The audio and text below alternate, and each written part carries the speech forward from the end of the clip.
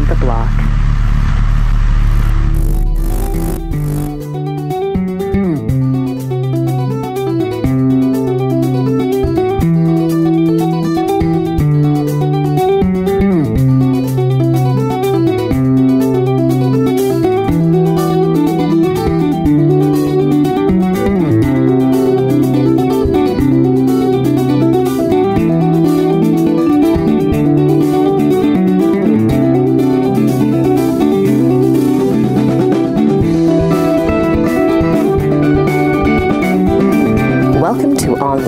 With Andrew Gurvich, a podcast about authentic people doing beautiful things. Enjoy the show.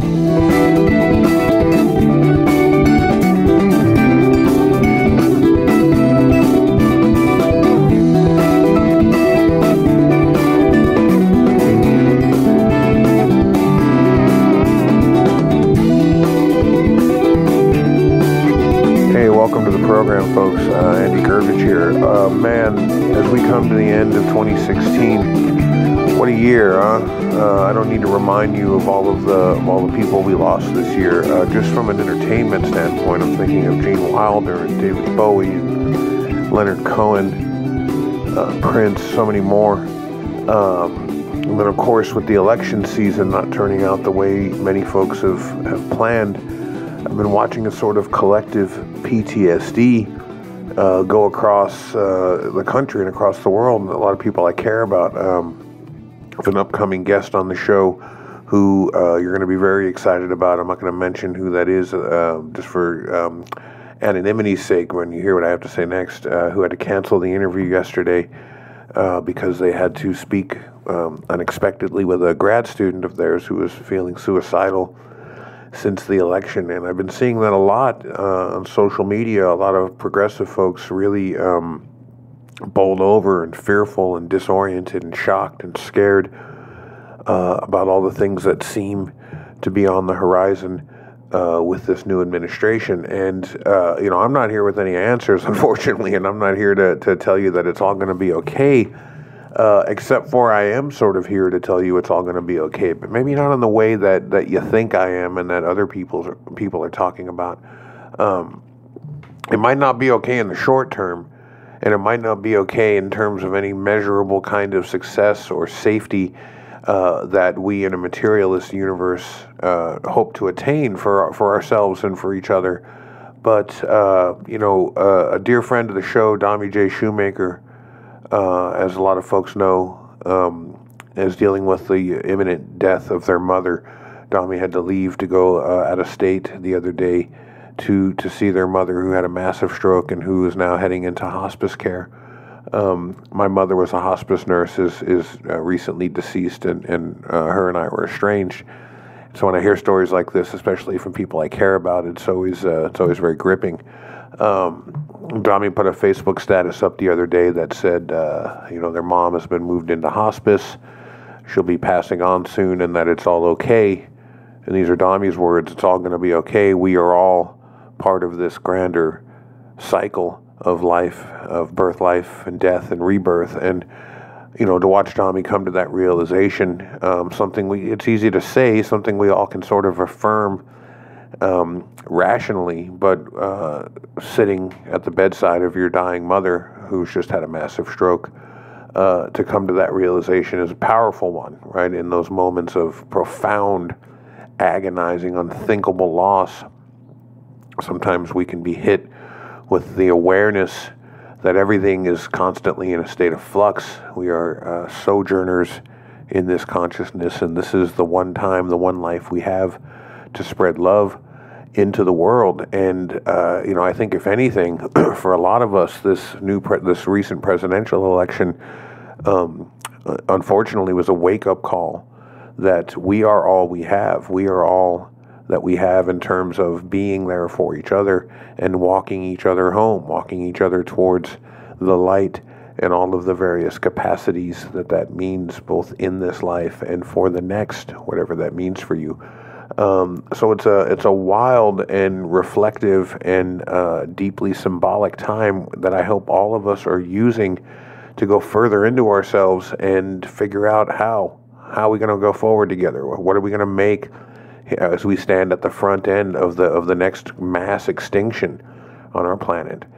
Barely any giraffes left, barely any elephants left. Lots of people, right? But lots of people that are at each other's throats, that have such differing views on climate and on immigration and on God and on gender.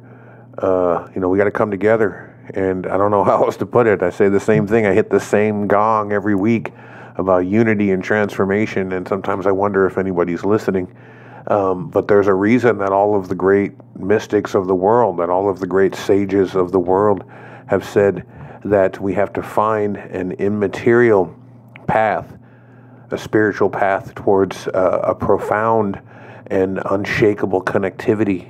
And if we can't manage that, it would be very, very difficult for our species to survive. And I think this wisdom is not something that has gone out of style. It's not something that is out of fashion, that it's actually more relevant now than it ever has been. Shout out to Dami and to her family, and to their family, during this difficult time. Our guest this week is somebody that Dami actually introduced to the show, and we speak about Dami briefly in our conversation with this week's guest, but we don't get into it nearly enough. This is a person that just showers the world with love and light and service, and everything that Dami Shoemaker touches, including the lives that Dami touches, are never the same, whether it's curating the Burnt Tongue reading series as initially as a testament to the wonderful work of Tom Spanbauer and others, and then blossoming out recently as Tom has gotten sick and has been more reclusive, to celebrate all of the other wonderful writers in the Northwest, whether it's helping to launch the Lydia Yuknovich's Corporeal Writing series, which has been so powerful and transformative for so many people in this writing community and around the country and around the world, or all of the decades of activism that Dami has done. Just an essential, irreplaceable member of our community here, and we just send all the love and support we can to Dami in this difficult time. And Dami, as I said, brought our guest this week to us, and so we are thankful for that too. Rima Zaman says some amazing things about her work, and there's one thing that I really love that Rima says. She says, pain, insecurity, trials, anger, confusion, the near reckless desire to love and be loved deeply, these are our common specialities. Our fault lines are where our paths intersect, where your shards align with mine. Reasons to never feel less or better than anyone. Reasons to never feel alone. How lovely that being human soothes the ache of being human. I love that last line. It reminds me a lot of the Leonard Cohen sentiment that there's a crack in everything, and that's how the light gets in, and we lost Leonard this year as well. Rima is an author, an artist, an academic, a model, an actress, just a multi-talented performance artist, activist, and just all-around dynamo. We were introduced to Rima, as I said, through Dami when Rima came and read at the Burnt Tongue series recently here in Portland, Oregon, and did a performance art piece from a chapter of her forthcoming book, her memoir, I Am Yours, that blew us away. It was performed from memory on stage, and it captivated the room. And we'll get into it in our conversation, so I won't say too much more about it here. But what a presence, what a force for life and love and transformation. And to get to sit with somebody with such an international awareness and an international pedigree, it's a rare thing.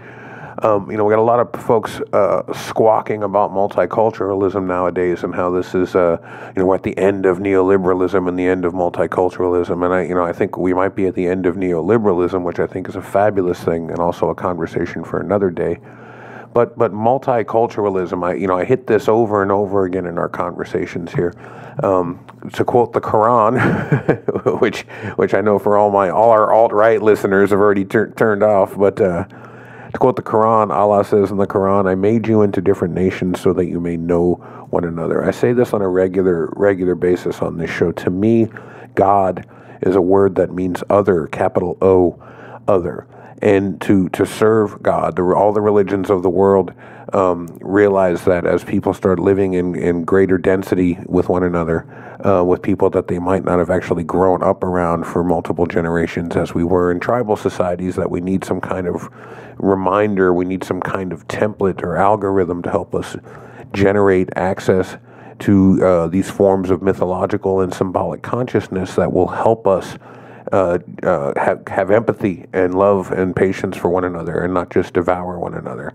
And so God is a phrase that means other, big O, other than you. And so to serve other is to put the needs of others ahead of your own needs. And we do that by serving little o, other, right? The oldest ethic is the hospitality ethic. When there's a stranger in your midst, a traveler in your midst, you welcome them in, you feed them, you clothe them, you bathe them, you give them medicine.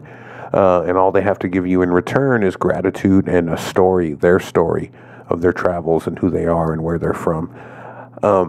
This ethic of being kind to one another, of embracing one another's differences as being shards of this shared humanity, this is as old as civilization itself and even older. And Rima is a person who, from Bangladesh to Hawaii to Thailand to here in the United States, has gathered these nuggets of wisdom and experience and brought them here to share with us on the show. And she's just fantastic work, relevant work. She's doing a lot of really great activism that combines spoken word and drama, parts of her book, parts of her theater background with a sort of engaged interactive component with young women and young people to talk about their ownership of their own bodies and how to navigate a culture that sometimes seeks to devour rather than empower young women and girls. So we just couldn't have been happier to have her on the program to finish the year with her. These last couple episodes for the year I think you're really going to enjoy, folks. We put our hearts into them and just couldn't be more pleased with the results. So Rima Zaman coming to you. She has a religion background as well that we didn't even get into, so we're going to have to get her back on the show at some point to talk about that. But get over to our site, get over to her website to check out the amazing work she does. Dear Rima, she responds to reader letters and an advice column. You can see a performance of her work. Check out some of the other stuff she's doing. It's phenomenal stuff. Empowering, hopeful, engaged action. That's what it's all about going forward, right? She's a person who puts her entire being into her art and into her presence, and it is very accessible, it's very captivating, and it's very transformative. We need each other now more than ever. We need each other's voices now more than ever. We need each other's art now more than ever, and each other's activism and support. And Rima is a model for that, a template for all of us going forward, a very proud and courageous and wise and complex voice that we should all be listening to. Okay, enjoy the show. Enjoy the rest of your holiday shopping and holiday madness. Please stay with us through the end of the year. We got a great episode coming next week with an old friend of mine, Pastor John Voles. And again, big love to Dami Shoemaker and their family during this time. We love you so much, folks, and we will see you on the other side.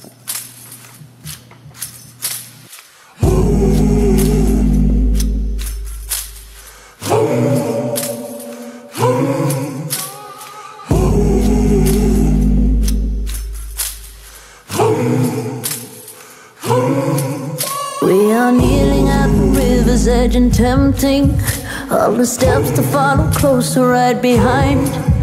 Is it only when you feel the pot is empty that it's gnawing at the corners of your mind? Oh, I will ask you for mercy. I will come to you blind. What you'll see is the worst me, not the last of my kind. Oh, in the muddy water we're falling. Oh, in the muddy water we're crawling. Hold me down, hold me now, so me up.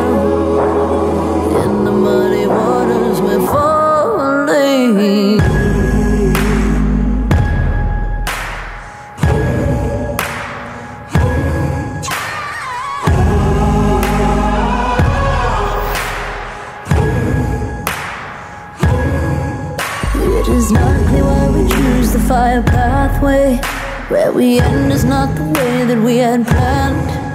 All the spirits gather round like it's our last day. To get across, you know we'll have to raise the sand.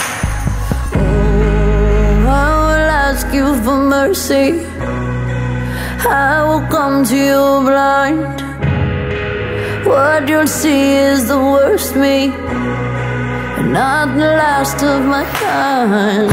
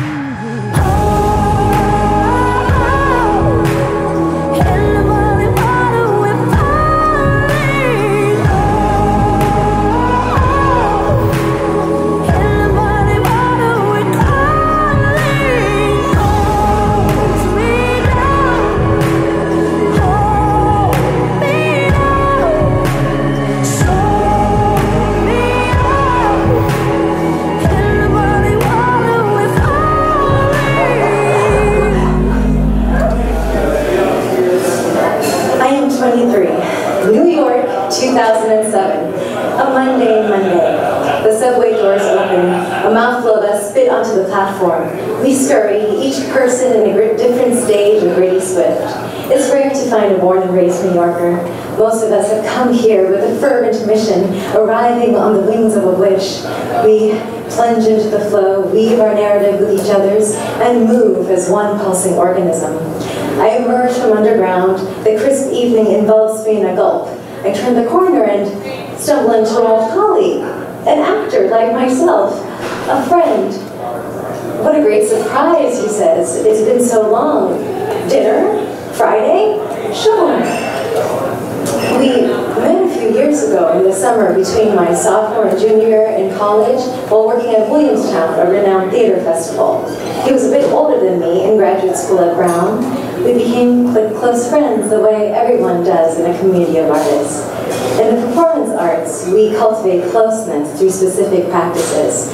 For weeks or months, we do exercises to foster trust and loyalty and love. We divulge achingly personal stories. We spend long hours rehearsing in the studio, on stage, and on the road. Therefore, by the time we perform, you believe that we are family, siblings, best friends, or lovers. As actors, it's our job to communicate intimacy. Thus, once two actors have worked together, we are allied for life. We are part of a larger loving tribe, generations deep. It's understood we don't design this. Dinner is wonderful. He's wearing a button-down shirt and jeans. I'm wearing a short sundress and ballet flats. We share stories and laugh. My apartment is around the corner, so I invite him up for tea. We talk and feel the attraction. He kisses me, I kiss him back. It's all delightfully harmless. It's getting late. I walk into the front door adjacent to my bedroom. Good night, thank you for a great time. He wants more. He kisses me again, harder. He pushes me against the wall, my 5'4", 105 pounds, feeling pitiful to his 5'11", 180 pounds. You have to leave. I keep my voice light but persuasive. He tries to force me onto the bed, forcefully, not remotely, playfully. I hold my ground. No, you have to go. No, he says, grinning, his teeth glowing in the darkness. I am not going anywhere. The air has thickened like blood clotting. Dread curls around the edges of the room like the scent of rain before the sky slips open. He comes towards me, I back away. I breathe through my nose to calm my lungs and pace my heart. My mind sifts through every case study and self-defense lesson memorized in college as a women's studies student. I bolster myself with tactics, place one hand on each side of his head, dig hard into his eyes with my thumbs, knee him in the groin, bite, kick, scream, urinate. The shock and disgust might unsettle him, letting me run. He grabs me. I steel my body against his, twisting my torso and arms the way I was taught to do with assaulters. But the vital truth, as bitter as vile, he is much too strong. I fight with all my might, flaying like a fish caught on a hook. He keeps his hold on me and the tussle flings us onto the bed. My left cheek is pressed against his shoulder and turned towards the wall. My room is pink. I painted it this way, pink with a daisy yellow trim. Growing up, I'd always wanted a pink room. There's a Benjamin Moore, a block down from my agent's office. The day I signed with him, I gave myself a pink room. I'm trying to create something soft for myself within the black and gray bruise that is New York. Life can be so surprising. Just as crayons fail to taste like their names, paint on a wall will be much brighter than paint in a can. I envisioned a light blush pink, but ended up with pink as vivid as flesh, sliced open. Now, I'm inside a mouth. Lining the flesh pink walls are stacks of books, arranged in a way I think is pretty. My bed frame is lovely too. Black wrought iron in a delicate pattern of leaves and flowers, much like the tattoo on my ribcage. It tucked in that small spot between my breasts. I chose that spot, believing no one would ever find it unless invited. I found my bed frame on Craigslist. It didn't come with a bed spring, so I balanced it on plywood boards. I haven't stopped fighting. I'm still trying to wiggle out from beneath him. He's pinned my wrist above my head, first with both his hands, and then with only one. With the other hand, he's undone his jeans and hiked up my dress. Now he knees apart my legs and enters.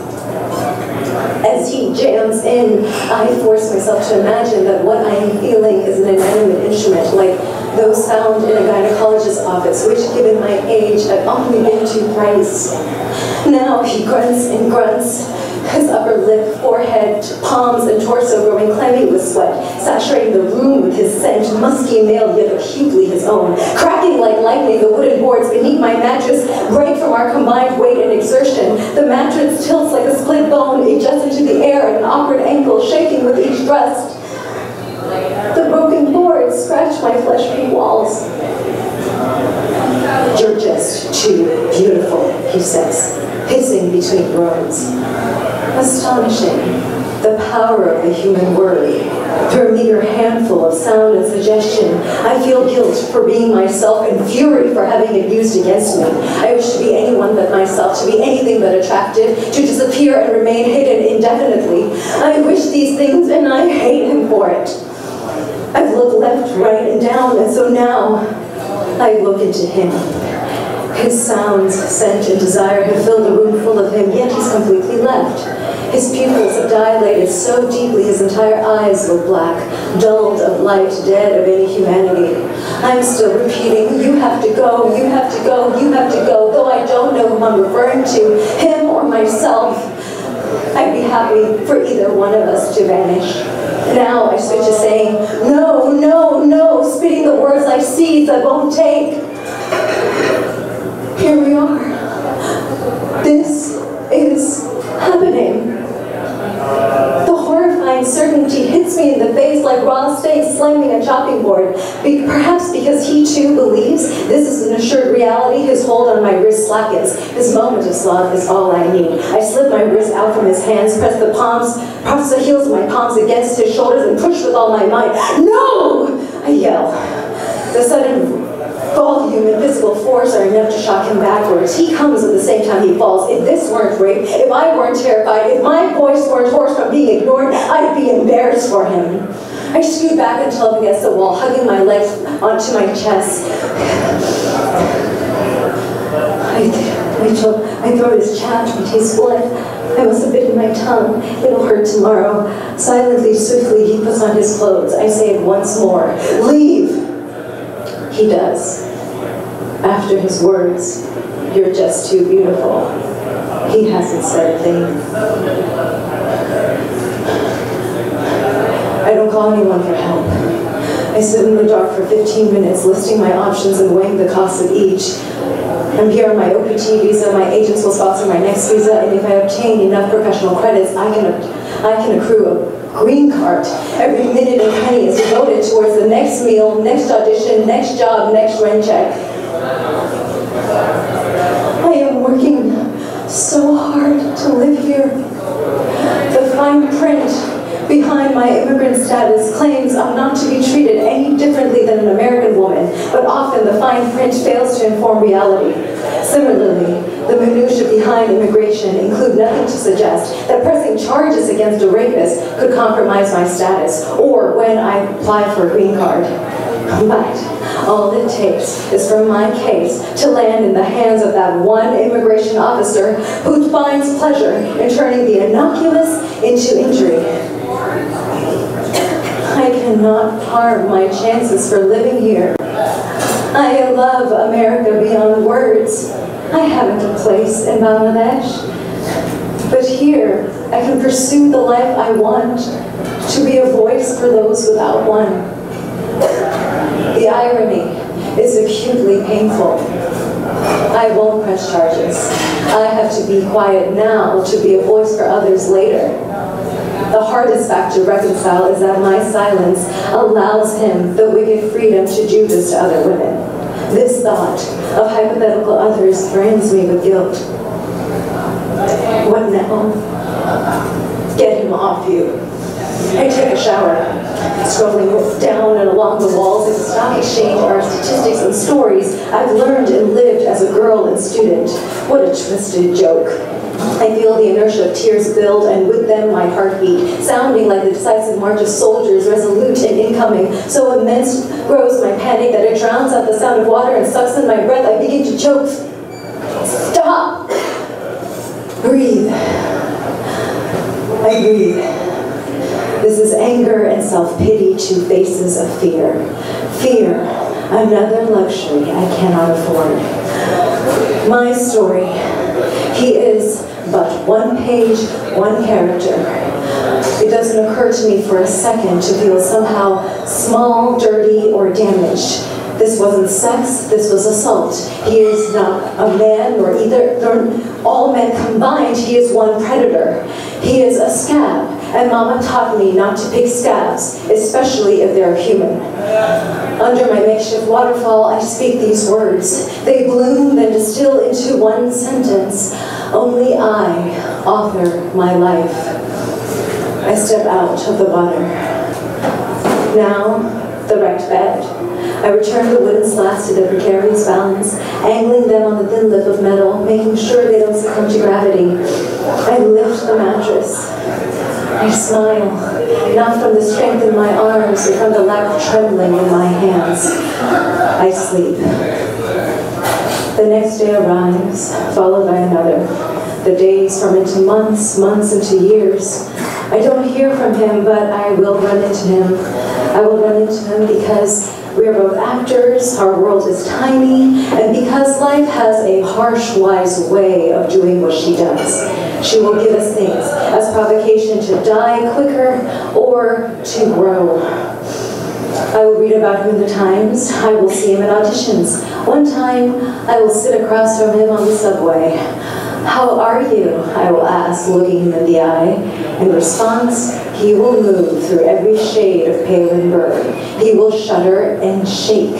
He will break eye contact while I will refuse to break eye contact. I will smile. I will wonder, have you become more than your past pieces? Over time, I will meet an uncanny number of men like him. With each person, I grow better at sensing the volatility beneath the sheen. I feel it like incoming rain. He holds the dormant capability to inflict pain. Tally the encounters, and I run out of fingers and toes. The idiom, everything happens for a reason, has never sat well with me. One cannot blurt, everything happens for a reason to a person who's just lost a loved one, been raped, or been diagnosed with cancer. The truth I prefer is, I assign my experiences their reasons. The reason behind this one evening wasn't to lose my faith in men, life, or my instincts. The reason for this one night, the purpose behind this one night was it proved my resilience. My beauty and youth will fade, people and money will come and go, but my ferocious passion to live is mine evermore. Startling, realizing this light something within me. For the first time in my life, I like myself. Life is masterful at being fearsome, but I have myself and I have you.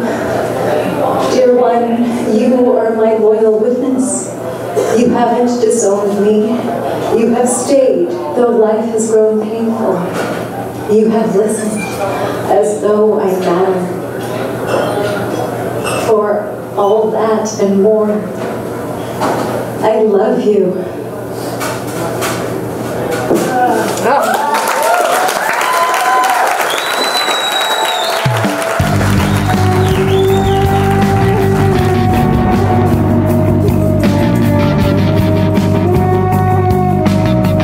Thank you for listening to On the Block. Now call your mother. Be right back.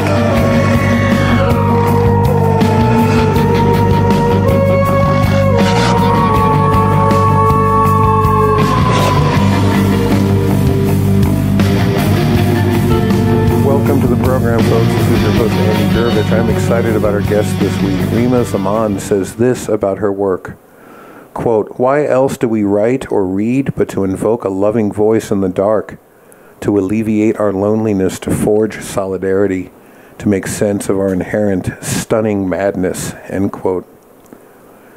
Rima was born in Bangladesh. She was raised in Hawaii and Thailand and moved to the United States to attend college. She has a BA in Women's Studies, a BA in Theater, and a minor in Religion. I can't wait to ask her about that. Mm-hmm. After graduation, she worked as an actress and a model in New York for 8 years. Now she writes narrative nonfiction, is a life coach, and writes for Dear Rima, where she responds to letters sent in by readers. Her first memoir, I Am Yours, is written as though she's speaking to her imaginary best friend from childhood, whom she never released. Some know their inner voice as God, a guardian angel, or a long-deceased ancestor. Rima knows this as a presence she met when she was 3 years old, a friend named Love. Love is her voice in the dark.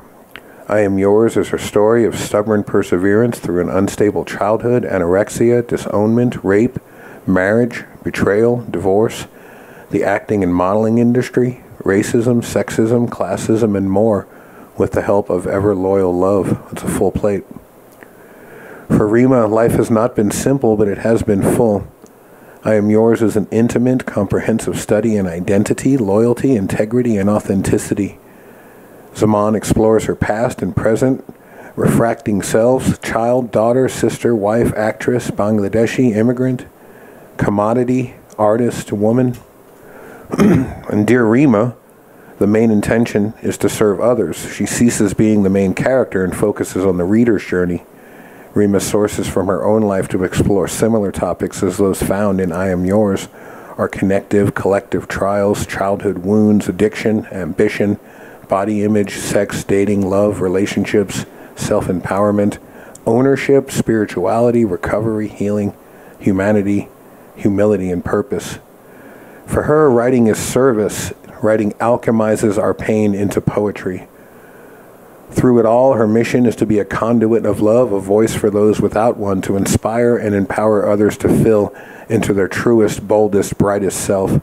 Rima believes that we are one story and that we are truly, and that all we truly need we hold within. Rima Zaman, welcome to the show. Thank you, Andrew. So excited to have you here. I'm very excited to be here. Well, as our listeners heard in the beginning, we came out of the gate strongly with a story that you performed at Burnt Tongue recently here in Portland, and I wonder if we can just start there. I want to maybe back up after that and talk about your childhood and your parents and Bangladesh, but let's start with the maybe setting the stage for the piece that you read at Burnt Tongue here in Portland, Oregon recently. Well,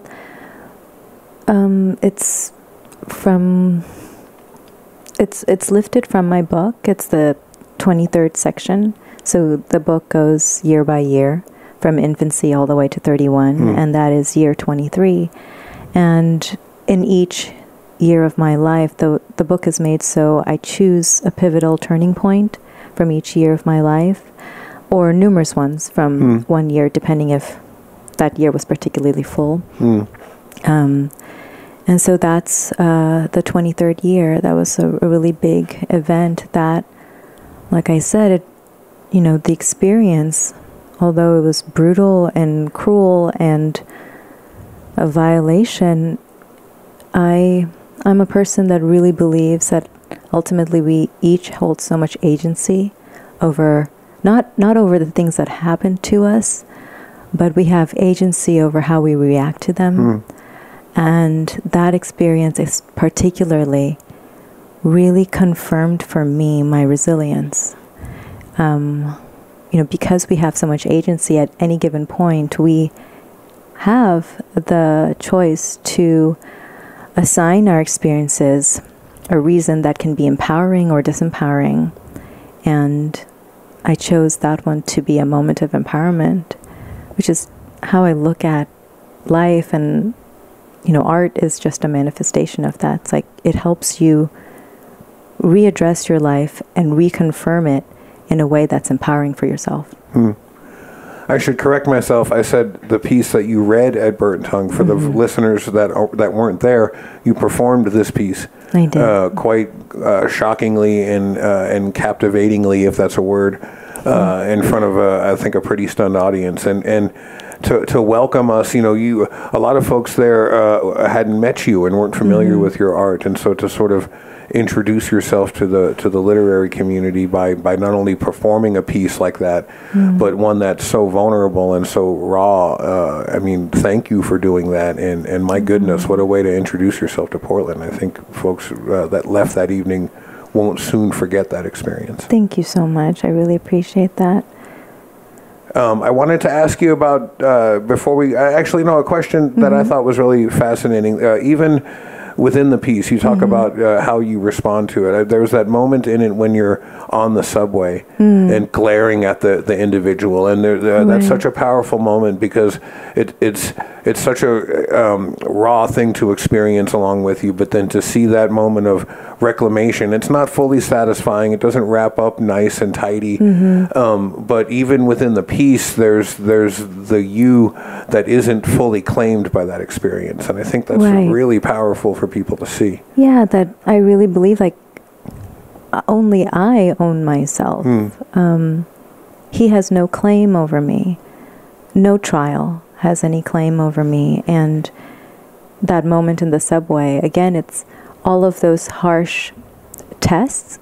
There's plenty of tests each of us go through on a daily basis in the most innocuous settings, such as the subway. And it's an opportunity to continually test and challenge and enhance and practice our muscle for resilience. And that's what that moment, especially one of the many moments that means like that for me. As somebody sitting in the audience and going through that, and as a man watching that, my mind immediately goes to two places. It goes to it goes to wishing it hadn't happened, right? But then the second place it goes to is wanting harm to come to this individual, to want to hurt this person or punish him somehow. And so that I think what was so amazing to me as somebody who wants to be an advocate is in a lot of, in one of those scenarios is not realistic because this thing has happened now. And in the other scenario, my attention goes to the perpetrator, and you know, there's a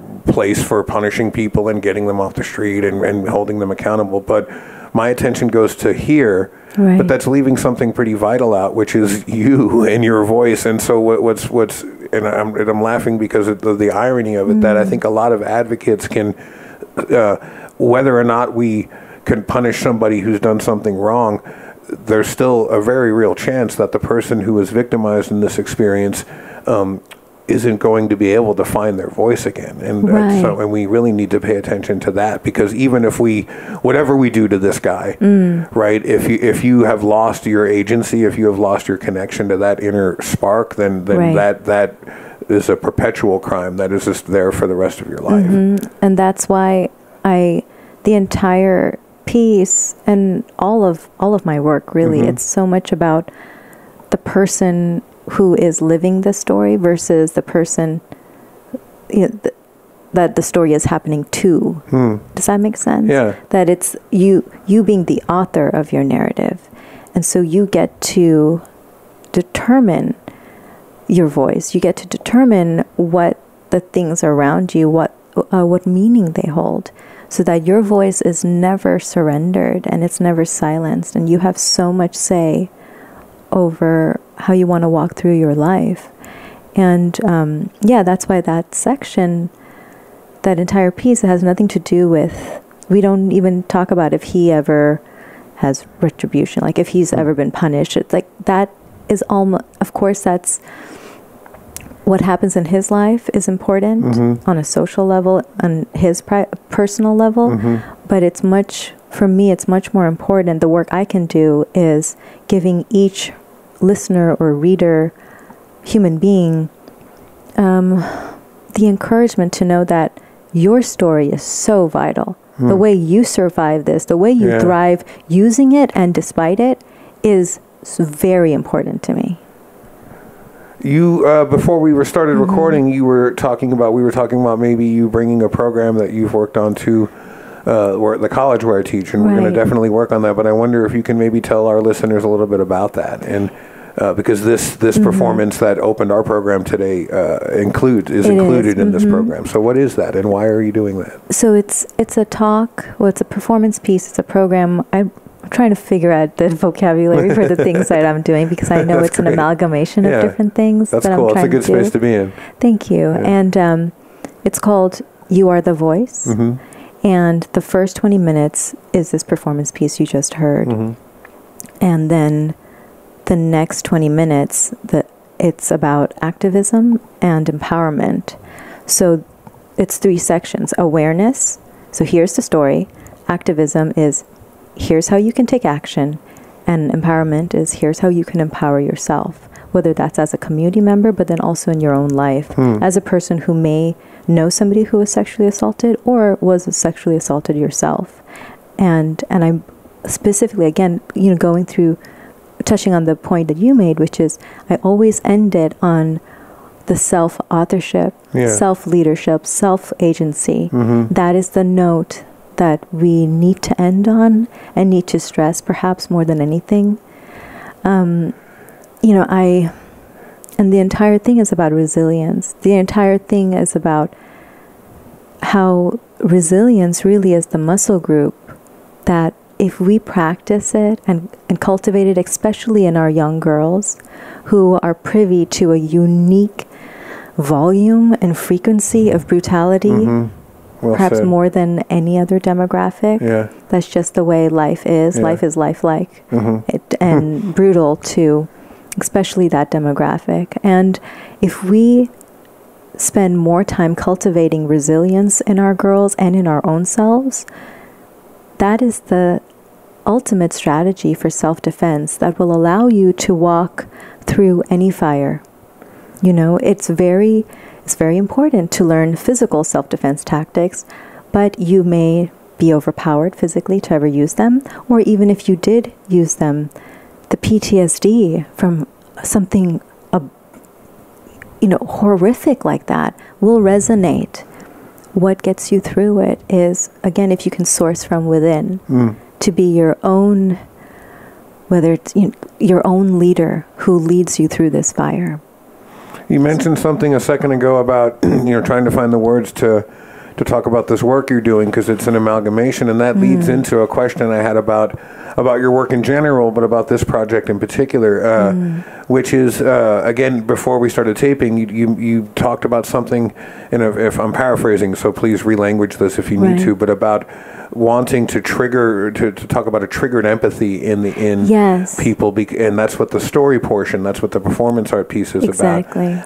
And you were saying how a lot of well-meaning activists, and you weren't in any way bashing people who devoted themselves to activism, you were saying a lot of people who've given their whole hearts to doing this work will present the numbers. They'll write a piece or present something that says, look, 1 in 3 girls experiences this in the world. And you would think hearing that would be enough to tell everybody, oh my God, we have to act on this. But for some reason, hearing 1 in 3, which is probably even still underreported, experiences this doesn't, in many cases, trigger people's empathic awareness as much as being put into a kind of first person sort of, or third person witnessing of something happening. So if you can maybe speak to that a little bit and the importance of that. And I'm also, I guess the second part to that is, this is what I do. I ask 9 questions, but then you get to talk. I would love it. Totally great. The second part of that is, do you think your theater and religion background has something to do with this? Because the theater part for sure, but even as somebody who studied religion, this kind of ritualized experience is so important to raising people's situational and spiritual awareness. I think. And galvanizing our spirits into action. And a collectivism, for sure. I would love to talk about all of that. Please, you have the floor. So let's start with the empathy part. Well, and so what I was saying before we started recording was, all activists have incredible hearts and incredible passion. It's just, and the audiences we're speaking to, it's not that society is heartless. It's that the message is it's not being conveyed effectively enough to spark action. And so my lifelong fascination has always been, ever since I was a little child, I would always look at patterns and results. I love math and I love psychology and reading about what is it that really provides active triggers and how does that happen? How do I trace that connection? And then how do I, as an activist, create material that not just enlivens or inspires the spirit, but activates the human being into action, into following through in a massive way. So I believe story is probably the paramount way that really activates a heart. A seemingly cold, even the coldest audience can feel something for someone if they're speaking. And that's why all of my writing, all of my performance pieces are done in the first person and in the present tense, because it engages the listener or the reader or the viewer in this immediacy, in this urgency, and it ignites authentic intimacy. I speak from inside the mouth of a memory. And you know how in writing there's the adage, show, don't tell. Maybe because I'm an actress, I take it one step forward. Feel, don't show or tell. What can I do to get you to feel the feelings I'm feeling? And that's why, hopefully while you were watching that or listening to this 20-minute piece, you can hear the tremor in my voice. You can feel the helplessness. You can feel the minute-to-minute minutia that goes into being raped, what it feels like, that the thoughts that are going through your head, the panic, heart, all of that, and ultimately the helplessness. And even, it's interesting, the performance and the audience is a metaphor in itself, because here's a girl going through something alone while a passive audience looks and listens on, which is where the majority of culture is. We know of all these statistics. Like you said, there are so many statistics. We've all memorized them. We've all read those articles and we've listened to those, broadcasts on the news, and we glaze over. Why is that? Our heart hasn't been activated. When do people really rise to action is usually when something in their personal life has happened. And then they start looking into cancer research because a loved one has been diagnosed with cancer. Then they start raising funds, or they start speaking out against sexual violence because it has happened to them or someone in their lives. When the love button is triggered, that's when we rise. Otherwise, we can feel sympathy for the statistic, but the statistic is not yet a person for us. One of the things that's really interesting... Oh, I'm sorry, finish. And that's why the story element is huge, because you cannot help but feel for that girl. By the end of the 20 minutes, you feel like you're friends. You feel genuine, sincere care, and she ceases to be a story. She ceases to be just a statistic that you can glaze over. Now she's a person You watch her grow up from this giggly, bubbly, like bushy-tailed, like bright-eyed girl in New York City who's so excited, and her voice is up here, and she's so excited for her date. And through the 20 minutes, you see the arc of her stepping into her womanhood, stepping into her strength. And you go on that journey with her, and you get to know her in this very intimate, powerful, and unforgettable way. And so that is the power of story. I'm not, saying all that to toot my own horn. I'm just saying that's the power of story, and that's how we activists truly engage people into action. Yeah, story is one of our most ancient and most powerful technologies, and it is a community building and an empathy building machine. And one of the things that's really interesting about oxytocin, about the empathy drug, is that it's really triggered in person. A Facebook friend, if I have a Facebook friendship with somebody that I know in person, then when I'm interacting with them on Facebook, oxytocin will be triggered. But if I've never been in the same room with them, it won't, right? They've done studies on this already. And one of the things that I think is interesting about what you talked about triggered empathy, and I'd like to get your thoughts on this. I have a director friend that told me this once. He said this was his theory on acting, and who, we'll see if you agree with this, right? But it spoke to this issue. He said that film actors were supposed to convey emotion in a way where they sort of were emptying themselves in the situation and allowing the viewer to kind of place themselves in it. So when you're watching a film, you're sort of, when you feel something, it's because you're putting yourself in the situation of the person experiencing the thing in the film. And that you're able to do that because the actor, as much as it might look like they're emoting, the actor is actually emptying themselves and allowing for you to step into. And that theater acting is the opposite. That in theater, the actor is feeling the thing. And for you to participate in that, you have to experience an empathy, not acting as if you are them, but feeling alongside of and behalf of them. So you're sort of holding space and grieving along with this person. But what the emotion you feel is one of empathy in a theater experience. And the theater actor has to then produce that emotion. And if they do it well, the audience will connect to it in this empathic embrace. But they have to be in each other's presence. You have to be in the room with them for that to work. And so I wonder what you think of that. And that's so important, because to have been in the room and with you and when you perform that piece was incredibly powerful. I think producer Celeste is shaking her head and rolling her eyes and throwing herself on the floor. But it was an incredibly powerful moment to be in the room. And I think much of that will be conveyed to people that hear the story on this podcast. But I think people that were there that hear this podcast will get this twinge of something in their gut that maybe others won't. And I think that's important. I think that talks about the story as a community building thing that we need to be in each other's presence. There's nothing that takes the place of authentic relationship building. Like you said before, someone cares about cancer research when it touches their family. When we realize that all human beings come from the same two people in the Rift Valley in Africa 175,000 years ago, we'll remember that every person is family. They all, by the way, went from there to southern India, and so if we don't trace our ancestry directly to the African continent, then everybody else on the planet is from southern India. Wow. And so if it's happening to anybody, it is happening to your family already. Right. It's something we've forgotten.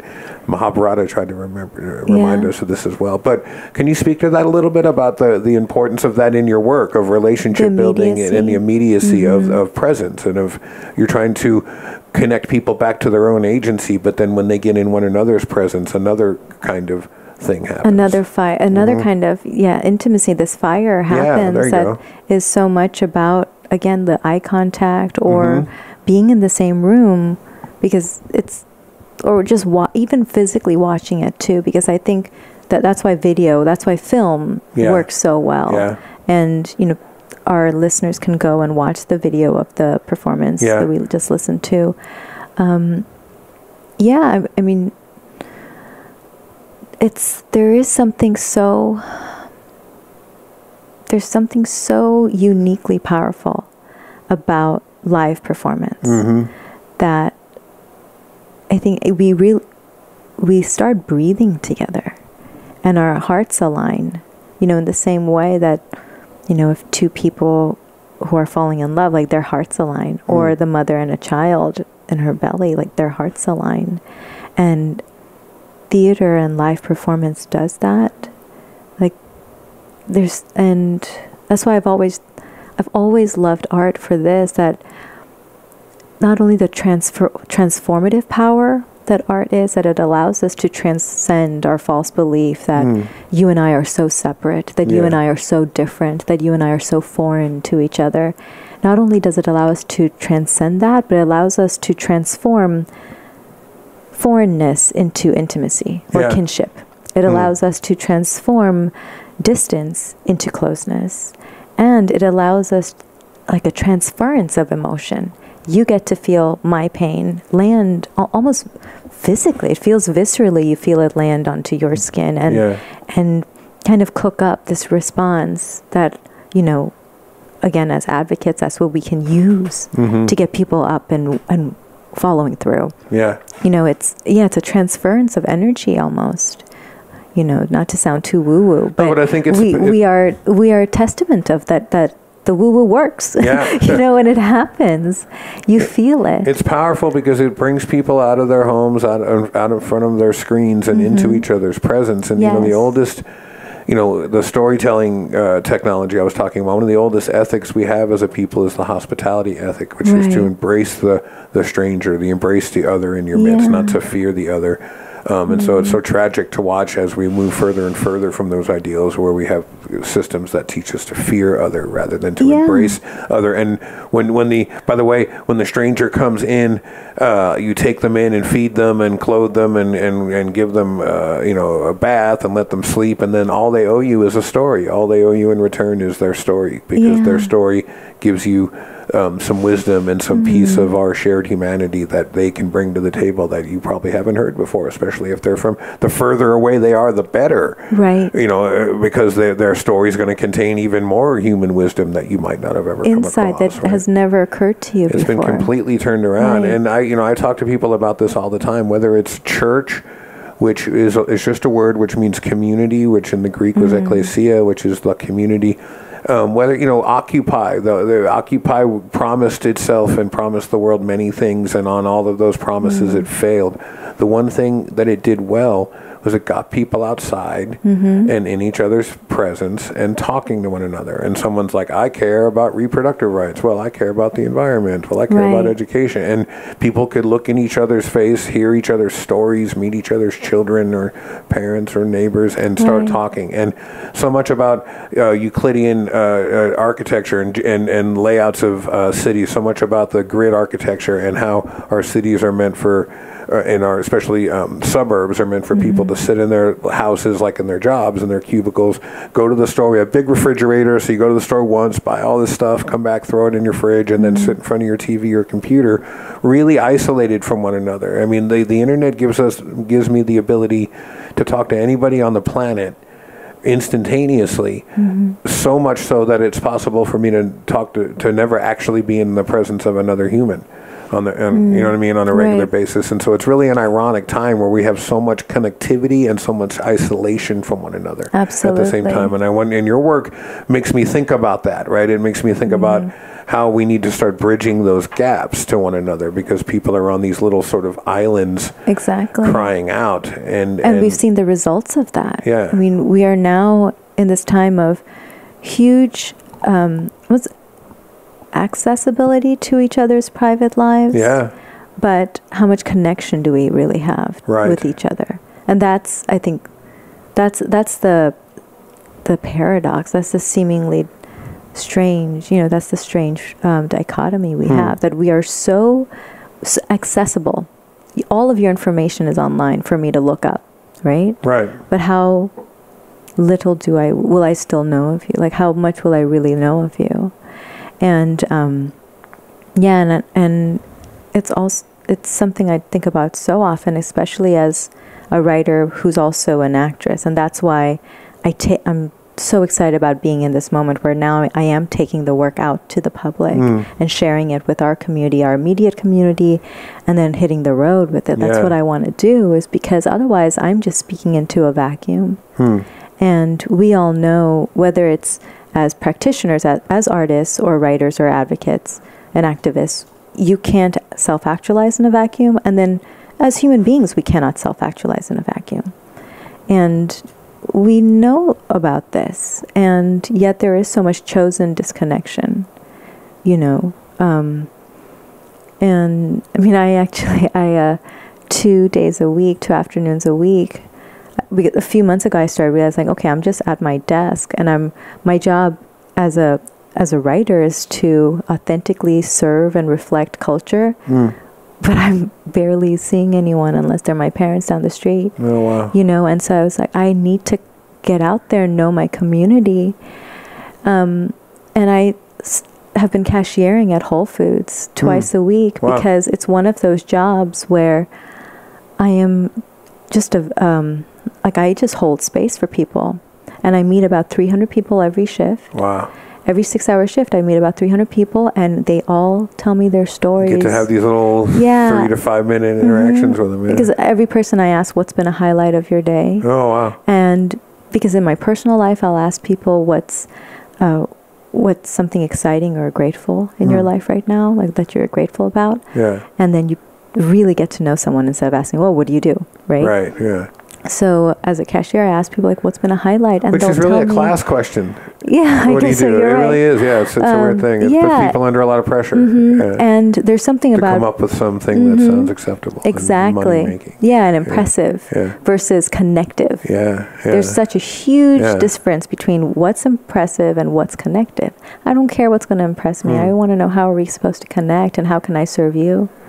And so I started I did that job, and so that's in my present life. But I remember when I was 21, this urgent need for human-to-human connection was, I'd grown up knowing, I'd been around so many examples and evidence of how without connection and without contact, the human spirit and the human body and the human brain will atrophy. But at 21, I really came into an example that was probably the most exaggerated and painful example. I was working at an orphanage in Thailand. So this was while I was in college, right? And I would go back for the summers in Thailand, and I was working at, it's called the Klong Toi, it's called Ban Phung Pha.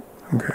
And it's an orphanage for children with handicaps. Like in Thailand, we still call it that. It's like, that like mental or physical disabilities. Yeah. And I was assigned to the infant and toddler wing.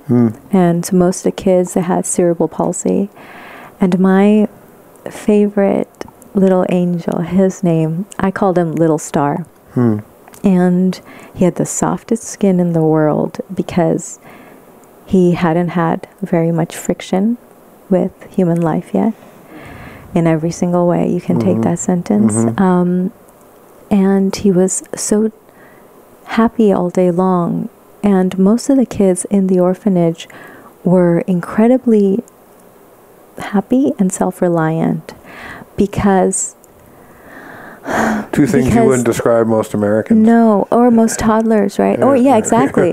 Most Americans. Yeah. And, well, it's because they had already lived, even at the age of 1, 2, 3, or 4, they had already had enough experiences to confirm for them that just because you cry, somebody isn't going to show up. Because even though all of the nurses and the aides and us volunteers, and I was a volunteer there, a physical therapist there, no matter how much love we had, there was simply not enough hands on deck. And so their muscle for call and response had atrophied. Because they knew that just because I call, somebody isn't going to respond. And the orphanage was always so quiet. And the usual sounds of toddlers that we know, like, you know, tantrums and then squeals of glee and their imaginations bouncing off the walls, all of the sounds of childhood that we take for granted had just been dimmed. Wow. And Little Star, I called him Little Star because of a few things. He was always happy. He had this big smile because he was a star. And because he had been born with all 4 limbs fused in place. His elbows and his shoulder blades, his shoulders, his elbows, and his knees, they were all at right angles, if you can imagine that. And so he was this star, and he had figured out a way to shimmy across the floor, on the cold cement floors, using his ab muscles.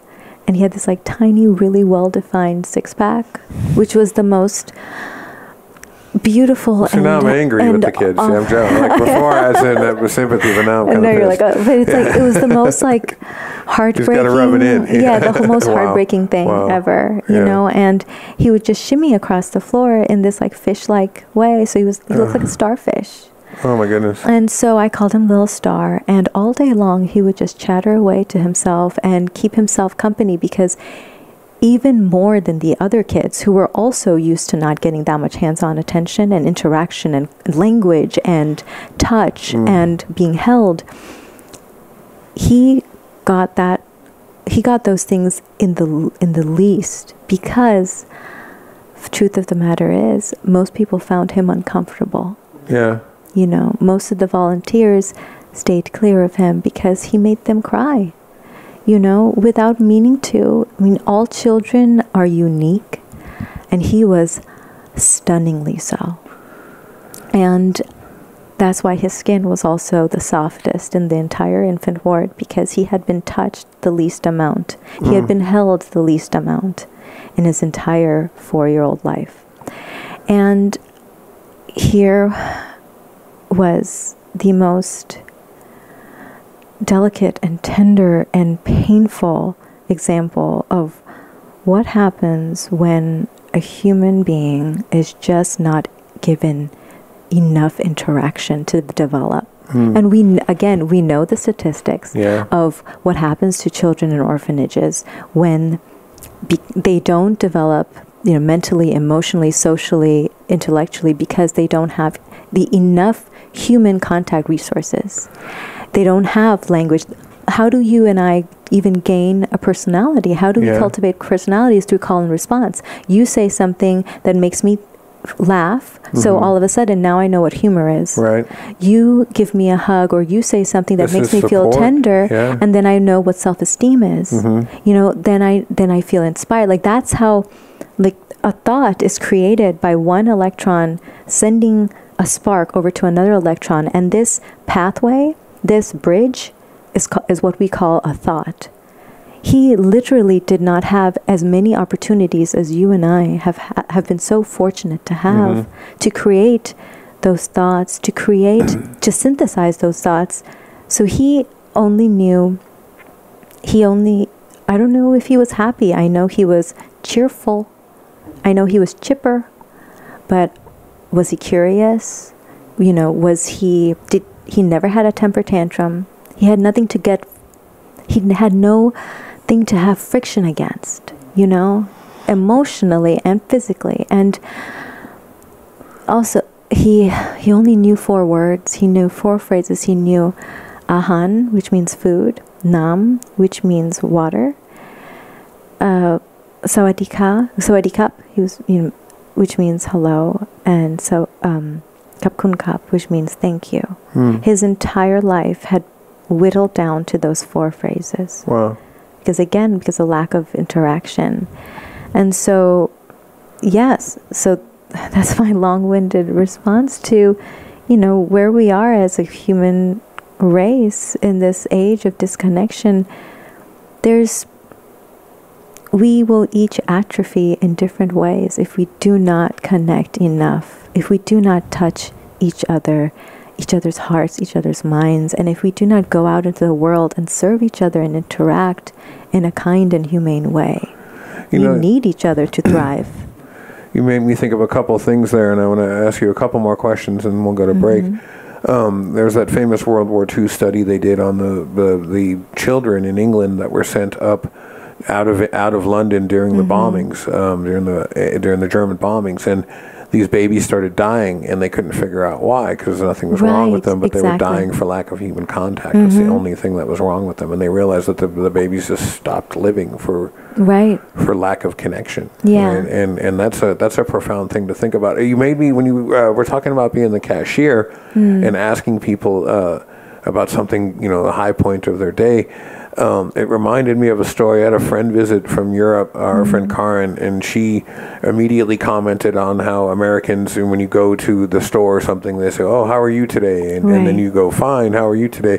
And she goes, "Do they care how you're doing?" And I said, no, nobody. You're not supposed to. You're just supposed to say fine, right? And then you say, "How are you?" back, and then they say fine. And my friend said, "What's the point of that?" And I said, "I don't really know. Is this something you're supposed to do? For God's sake, don't actually ever tell anybody how you're doing." Feeling. Right. I know. Because that breaks all sorts of weird boundaries in the United States, right? And so, sure enough, so now I've educated her on how to be a good American, and so we're driving to Seattle, and we stop at this gas station, and at this AM PM, and she goes in, and we're buying our Cheetos or whatever and our gas, and she says to the lady, "How are you today?" She's trying to, try her American thing. And the lady, "Oh, my son is in jail, and my husband's, on chemotherapy." The lady just opens up to her and starts telling her story. Yeah. And my friend was utterly not prepared for this and neither was I, by the way, because that's something that you're not supposed to do. So I can imagine that people coming through a line are expecting that same thing, are expecting you to give them that sort of, "How are you today? Fine. How are you today? Fine." And then you ring the things up and you make some small talk about the snow outside or something, right? But a question that, tell me the high point of your day so far or something. Do you get people that are kind of thrown off for a minute and don't know how to take that? Because that's a more authentic question from a stranger than they might have ever had in their life as an American citizen. And I really mean that. We're encultured to not at all notice one another's suffering or one another's successes. We're supposed to sort of have this smiley, cordial distance with one another as we walk along in silence and isolated from one another. And in a way, we're the opposite of this wonderful child you told us about, because we are inundated with words and interactions and images and thousands of little things that trigger all of this neural pathways, but they're all very superficial and they all go by very fast. The ability to stop and go horizontal in real human connection is something that is reserved for very few people in our lives in America, where we're told to not trust one another in most social settings. Absolutely. And so, do people look at you like you're nuts when you ask that sometimes? Yeah, there's something, my family always remarks on this, and as do friends who know me really well, that they said, for some reason, you always get people to tell you their entire life story. Wow. And the story of their heart. I bet the person behind them in line is loving that. Everyone, and we've had some of the most incredible, every day that I have those shifts are just incredible. People will pour out their heart.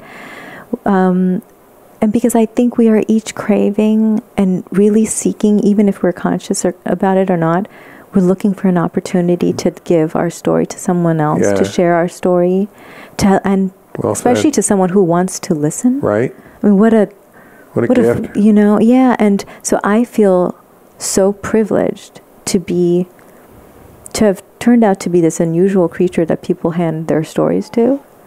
For some reason, people trust me. Is that what Dear Rima is too? Yeah, it is, because people I started looking for connection and looking for someone just to validate and hear their story. all throughout my childhood and teens, and then now into my 20s and 30s, where I've been the recipient of a large and unusual volume of people's innermost thoughts and their trials, the things that they are going through. And that's why, anything I do, I'm just trying to do that service. Like, how do I best serve you if you're giving me your vulnerability? How do I take care of it to the best of my ability? What can I cook up to not just listen, but to serve? Like, how can I empower you? What can I give you that will make you feel empowered in this situation? Yeah. In your pain. And so about the cashier thing, yeah, everyone, you can see the relief on people's faces when they finally do get to talk about their day. Because especially for single people, or for young moms, or for older moms, I'm the first person who has asked them. And actually meant it. And actually meant it. Yeah, and for a lot of men, women, children, everyone. Yeah. Because a lot of men too, how often do they really open up and tell somebody what's been going on? And there's something about wearing an apron and standing behind a counter that I become this very safe person for them to pour their entire story to. Whether it's also in my tone and the personality I have, you can tell I'm not going to judge you. You can tell I just am asking for an opportunity to love on you a bit.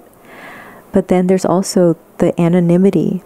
Yeah. They'll never have to see me again. Although now, like, everyone makes sure. A regular, people we have like a line. Like, my line is always. Yeah, the guy next to is like, hey, I'm open, nah, we're good. Yeah. It's true, and like, we're laughing, but and I have this memory where I memorize everyone's names and their children's names and their dog's name and their parents' names. So I remember, like, okay, so how is your mom doing? I know she went into hospice. What's the latest? Like, what's going on? Tell me if I can help. Like, so I always remember. And again, it's like, it's because I care.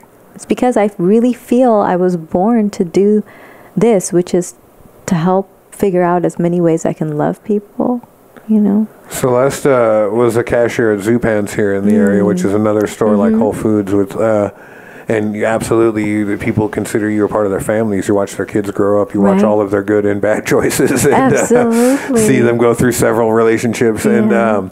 And I think in those stores, Zupan's and Whole Foods especially, the food costs so much. I think they feel entitled to a therapy session or something when they're in line, right? Like, to go along with the $300 bill for the grocery. And you brought up Dear Rima. Yeah, I started that because I just wanted to formalize this. Yeah. The trend that has happened throughout my life, that has been my education. It's when somebody asks you for your insight that you really dig in and you're like, okay, how can I cook up something worthwhile to give them. And so Dear Rima came out of it. It's a natural evolution of what it is I am and what it is I do, and it's the formalized version of it, where people write in about their deepest, darkest pains in their moment of deepest, darkest pain. Wow. Usually, one of the letters was a woman who had been sexually assaulted 9 years ago and just had never been able to heal it. And so, it's not a casual response that I hit send on, Each one it's like a chapter in a book. Yeah. And how long have you been doing that? I've been doing that for this year now. Okay. So a little less than years. I started in the spring because, so the book we've been referencing, I Am Yours, that one right now, my agent Lisa is circulating it through publishing houses for us to find our ideal publisher. And so once the manuscript left my hands, while we were going through the final revision on the final draft, I started doing Diorama. So that was in, like March. That's cool. And because it'll I'm be established constantly... and it'll be supporting the book when the book comes out. But also it's... Yeah, that is absolutely one All of of the your things. work kinda But it's interconnects, like, yeah. I'm never not going to be cooking up something. Yeah. I'm just trying to find different ways to make people feel loved and Just empowered. more facets of using your gifting and your story Thank to you. help others. I Yeah. see it all as complementary. Yeah. Not really in a branding way, just in the No. authenticity of the work you're doing. And I honestly, like, I Adding live layers. and breathe this. I Yeah. wake up, so excited by the latest, like, scheme. Like, right now, taking this to colleges. How do I just figure out different models of this one larger message, which is we are each the authors of our lives, and all we need, we hold within. Like, how do I really help that messenger that message? How can I be an effective ambassador for that message? How can I be the most humblest and effective and intelligent and resourceful ambassador for that message? That's all I'm ever obsessed. I'm obsessed with that. It's like, how do I best do this? You, just quickly before we go to break, this piece that our listeners heard at the beginning of the show, that's chapter 23 of your book. Yes. You performed that for the first time? That was the first At time Burnt that Tongue. you saw. And like you said, like, it was, it's not something to be read. It's, I memorized it and I had rehearsed it for weeks going up. And what was interesting was so many of the other pieces that were performed that night, that were read that night were, about the post-election, the election results, and were specifically written for that, or it was speaking to that. But strangely enough, my piece, although I had chosen it months ago when Dami asked me to perform, it was so timely and timeless. It was so relevant. Hearing the pain and desperation and helplessness of a young brown immigrant girl who felt that here was something that happened to her and she had no social agency. She had no representation in society that was going to speak up for her. And I have been so grateful for those experiences in my life, because every time I have felt that nobody's going to be holding the torch for me, that's only, again, just told me, like, I just got to keep on doing that for myself. And that has informed who I am. And it has worked to my benefit because I've chosen for it to work in my benefit, to help me get stronger. But the piece was very timely because, again, it was it's timely and timeless. These are the voices that need to be heard. These are the stories that we, maybe now as a culture, because of the political climate, the necessity has become all the more pronounced. Yeah. People have grown intolerant of pretending to ignore or ignoring voices of the marginalized. And those of us who are marginalized, we have grown absolutely intolerant. Like, there's no more, we're not going to mince words anymore, and we are all the more galvanized to speak directly and loudly and decisively. And our recent guest, Caleb Stevens, spoke in this very same voice. Yeah. I loved that episode. He is something else. He's something else. And I wonder if you could speak to one question, and then we're going to go to break, and I want to ask you something to lead us into break. But what made you, Dami Shoemaker, the author, the activist, the curator of Burnt Tongue, and all around troublemaker here in Portland, former OTB guest and co-conspirator in Lydia's corporeal writing Tornado as well.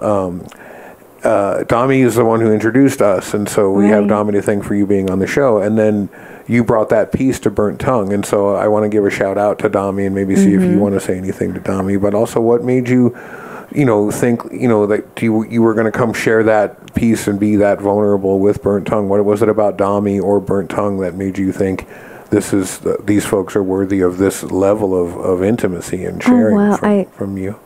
Oh, thank you for phrasing it in that way. But it's actually, I never would phrase it that way in my own head, and I think that's maybe the answer to your question, which is.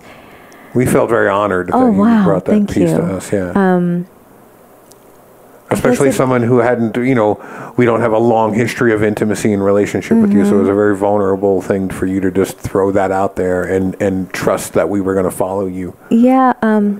Where we needed to follow you. I think because I am so committed to the message, to girls and women and men too, to human beings, that you are the authority you need at the end of the day. You are the leader that you need to hear at the end of the day. You're the only voice that can, yours is the voice that will lead you to the light. Like, I'm so committed to helping spread that message that I never feel vulnerable.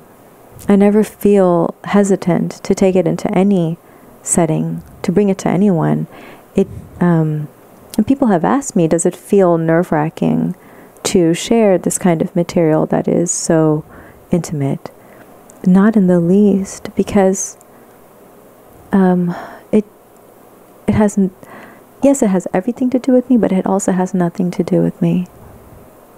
I'm so committed to the work, but more than the work, I'm so committed to the person that person in the audience who needs to hear that message. I'm committed to them.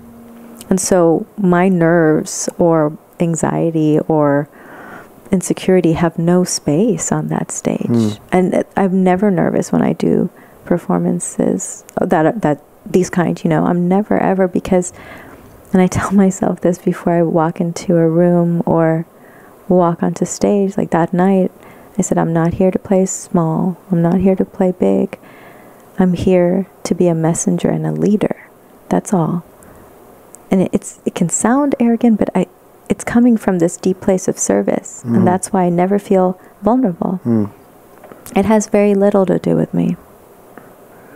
We're going to go to break now, but I wonder if you can set up, during the break, the audience is going to hear the audio from this crazy video you did called I Made a Sex Tape. And the song itself and the audio will speak for itself, and people should definitely come to your site and to YouTube to check out the video to get the full message. But I wonder if you can give the context a little bit and set up what this piece of art was and why you did it. I listened to it in amusement and then in increasing horror as the song progresses and the lyrics become clear. There's a talk of midgets. There's lots of stuff going on. But I wonder if you can set the song up and what it was and why you made it, because it's a brilliant piece of art. But it's a great piece of satire as well. And as funny as it is and shocking as it has a very serious message. What I felt when I was watching it is that every pop star I've ever seen singing, this is what they're actually wanting to sing. Right. But they're instead you're getting this other thing on the surface. And just, if I may quickly, and then set it up, and we'll go to break after that. When I see things like the recent thing with Kanye or something, or Lady Gaga talking about PTSD, I know a lot of people go, oh, wow, poor rich person. And it's really easy to make fun of, Kanye. And Kanye does a lot of stupid things. And when he has a meltdown, it's very, very low-hanging fruit to kind of point at that and laugh for all of us, myself included. But something that's not funny is the pressures of that industry and how it eats people alive. And if you were somebody with a strong family and a strong sense of self going into that industry, into that entertainment industry, you damn sure probably aren't going to keep that sense of self for very long. And so what you might be seeing in a guy like Kanye is somebody that was like that already, or you might be seeing as somebody that was turned into that by a pretty predatory industry. And so I see that in that song as well. And Thank you so much. Wonder if you can, now that I've asked you what your song's about and then talked for 10 minutes about what I think it's about. Well, that's the beauty of art, right? Like, that's why I share it. Because I want to hear. And that was such a profound take on it. Thank you. And it's one of the things I wanted to absolutely trigger in people, to realize that how easy it is to be eaten up and shaped by these industries. Yeah. And one thing we probably should spend some time talking about is, you know, my time as an actress in the traditional setting and as a model, and that day to day I saw the people around me, and I felt within me how damaging those industries are, and voracious, and that it will eat you up and mangle you up, and there's so much messaging and encouragement to become these gaudy caricatures versus human beings. Like, authenticity is not at all encouraged. And so the entire video, it traces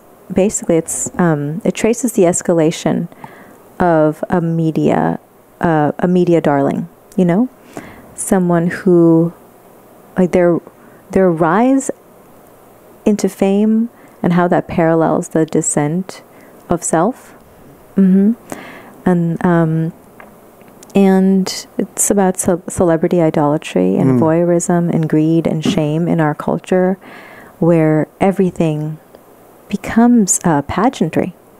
It really does. Yeah.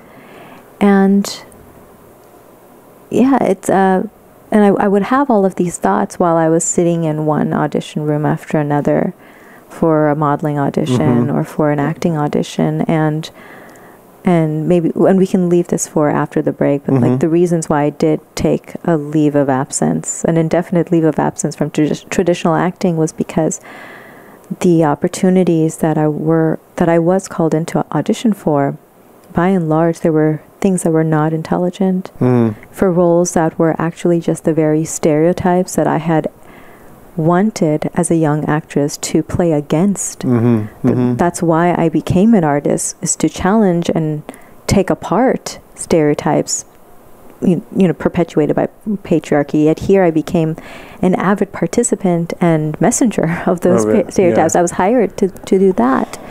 It's not by accident. Yeah. No, yeah, and so I would have all of these thoughts, and I wrote up this song while sitting in an audition one day, and thinking like, oh my gosh, you know, I've always wanted to do work that is original and bold and radical and intelligent.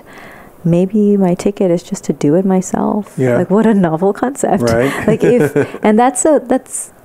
a metaphor for any of us. Like, if the roles available and offered to you are not the roles that are fulfilling you, write your own. Yeah. You know? Whether that's in your family structure, your marriage, your relationship, or society, write your own. If the one that is being offered to you is not meaty enough. We're going to go to break on that note, and people will hear the song during the break, and we'll come back. And yeah, we did things a little out of order here, but that's because I wanted to start with that powerful story that you read at Burnt Tongue. So when we come back, I do want to ask you about growing up in Bangladesh, about your parents and their influence on your life, and then your time in school and as an actress and model, and the other work that you're doing now in the book, and where we're going from here. Does that sound good? That sounds awesome. You are listening to On the Block Radio, folks. Our guest is Rima Zaman, and we will be right back after these words.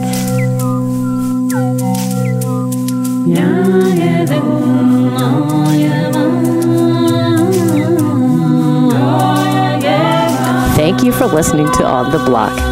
We talk to smart people so you don't have to. We'll be back in a moment.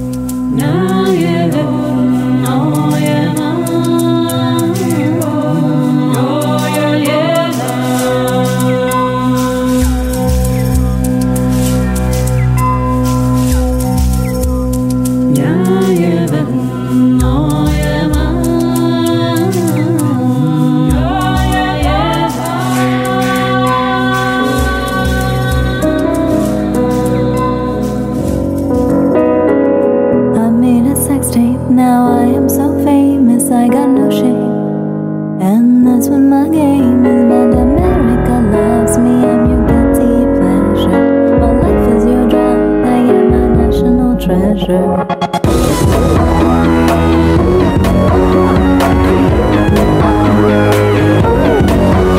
And America loves me, and America loves me, America loves me. I'm your guilty pleasure. Just chilling one day, not knowing what to do. Then I said to myself, don't need any talent, special skills, or brains. All you need is a camera, some haters and chains. Paris and Ken, you are my inspiration. You could have a career without an education. My parents kept on saying, move your life along, so all I had to do was take a big old dong. I made a sex tape and now I'm so famous, I got no shame. And that's what my game is, and America loves me. I'm your guilty pleasure. My life is your drug, I am a national treasure. Come and give me some.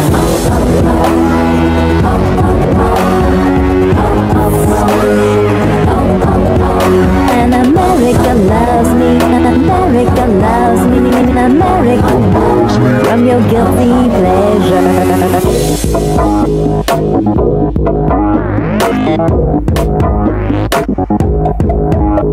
My honey for your money in exchange of power. I'm a corporation, I get paid by the hour. My gift to the world for heuristic invasion. I'm a role model, voice of a generation, but I want more. Keep screaming my name, gotta do something big, gotta up my game. Think baby, think want a reality show. I got it, no sign it, turn fake, let's go. I sexed a lady, now I'm even more famous. I got no skills, except I get break honey lingus. And America loves me, I'm your guilty pleasure.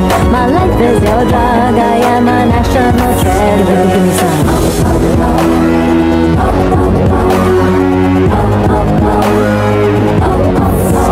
And America loves me, and America loves me, and America loves me. I'm your guilty pleasure. Think few, all good, relax, take a breather. Do a shot of tequila with a veggie chaser. Endorsements are back, launch my own perfume. It's called Essence of Puss, it makes a room boom boom. Then all of a sudden my world's upside down. My agent calls me with the news, he ain't messing around. A new tape on the web, a new bitch on the block. She ain't nothing really special, sex a real me. I know I'm in trouble, ratings down to single digits. Gotta do something huge, gotta fuck me a midget. I fucked a midget, now I'm even more famous. Still got no skills, so he put it into my anus. And America loves me, I'm your guilty pleasure. My life is your drug, I am a national treasure. And I made a sex tape and now I'm so famous, I got no shame. And that's what my game is. And America loves me, I'm your guilty pleasure. My life is your drug, I am a national treasure.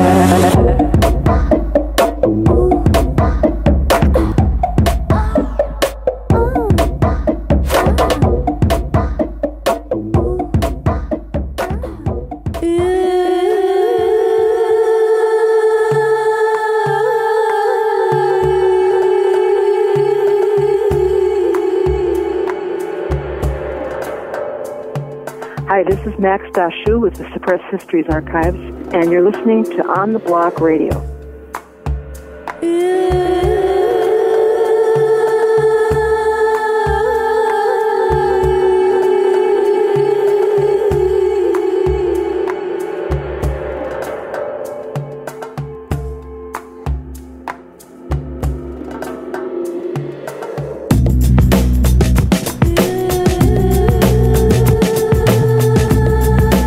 Okay, welcome back to the program, folks. Your host, Andy Gurvich here. We're speaking with Rima Zaman. And before we went to break, I brought up Dami Shoemaker and the Burnt Tongue series, and we were talking about the piece from your book that you read, and I asked you about Dami and Dami's influence in your life and how you met. So I wonder if we can maybe start there. Right. And we can revisit that, and then I want to back up and go into your childhood and growing up in Bangladesh and your parents and stuff. So tell us about Dami and how you met. Yeah, I just love Dami. I'm so grateful to her for so much. Hi, Dami. She's incredible. She's a force of love and strength. And I met her and snark. I met her. Well, so I moved out to Oregon, to Portland 3 years ago, and the first year was devoted purely to writing this book that we've been. I Am Yours, and then I started reaching out into the community, seeing, how can I get connected? How can I find people like myself and friends and other writers and artists? And I started just going to different readings at Powell's. Yeah. And the first reading I went to was Lydia Yuknovich's one for the small backs of children. Exactly. And I recognize your faces from there, actually, because, and so this was, I believe this was 2 summers ago. So it wasn't last It wasn't this past summer. It was the summer before, wasn't it? Or the summer before that. No, there was last summer. Yeah. Last summer, yeah. Sorry. So not this one, the one before. So 2014, and I was in this room full of. I think there was about 100 of us, right? Yeah. And everyone knew each other, and it was so beautiful. This tribe of love and community, and she's a bit of a thing. Oh my gosh! But not just. It didn't just feel like a famous author speaking to her followers. Not in the least. Everyone there knew and loved each other in a very different way that I, coming from New York, had experienced. And appreciates and supports the art each other's making too. Not absolutely. Just, and the conversation, the kind of conversation she held with you all was so much more intimate and filled with personal jokes that everyone was in on. 100 people were in on. And I just remember being like, who are these people? I want to be a part of them. I love them already. And I had always dreamt of love on that kind of pitch and intensity, especially among artists, and support, because the community I came from or watched happen around me in New York was very bloodthirsty, you know, and so I remember going there and being like, what's going on? I want to get, I just want to learn more about everyone here. And Dami and I befriended each other on Facebook. And then, but we still hadn't met face to face until just a few months ago. Wow. Because also, when I was standing in that room, this was prior to signing with my agent. I was still looking for an agent then. And I remember just kind of having a flash where one day I will be in a room like this, and it'll be with my book, and I too will have a huge group of loving friends. And like, this is exactly how, it's rare that we see such a tangible version of the vision we too are aspiring towards. So I've really held on to that memory and that feeling of all of you guys in that room. And that kept me alive for a long time. Wow. And that was so I saw that reading took place at the same time when I was still trying to get my book out there and trying to get an agent. And the Lisa whom I'm with, she was the only person I really wanted. She was my number one choice, and she was the only person I sent this draft of my book to, and she offered representation like a few months after being in that room at Powell's with you guys. Amazing. And then so flash forward a year later, Lydia has another reading at Powell's, and this time I made sure to stay to talk to Dami and Lydia, because they had just given me so much nourishment without knowing they had for so long. They, it's a very lonely thing to write, let alone then try to get your work out there. Right. Because I had no industry contacts whatsoever. I had no experience in this. I came out here and I wrote for the first time. I hadn't grown up with a dream to be a published author. Like that, a lot of people have that dream from when they're 7 years old, but no, my dream was to be an actress. Right.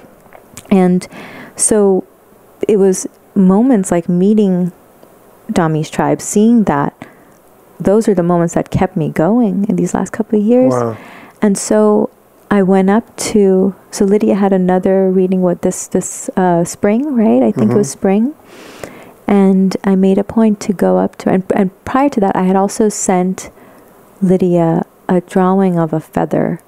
Of some of your art. Yeah. Which you were just showing us at the break, which is stunning, by the way. Thank you. And I had sent it through Andy, her husband, at a Dear Sugar podcast with Cheryl Strayed, who is another faraway mentor of mine, who's kept me alive for years without knowing she has. Please don't mention other podcasts on this podcast. I'm very sensitive. Sorry. Okay. Absolutely kidding. I know. No, they're great. Cheryl's great. But yeah, even though she won't come on, we'll get her. And Brian's great too. And so anytime that someone has given me nourishment, and so many authors have over the years, especially other women, I'll find a way to send them a token of my heart. Oh, that's very cool. And so through Andy, I sent both Cheryl and Lydia these little drawings with, heartfelt letters on the back saying, Wow. like, you have kept me alive. You have no idea who I am, but thank you.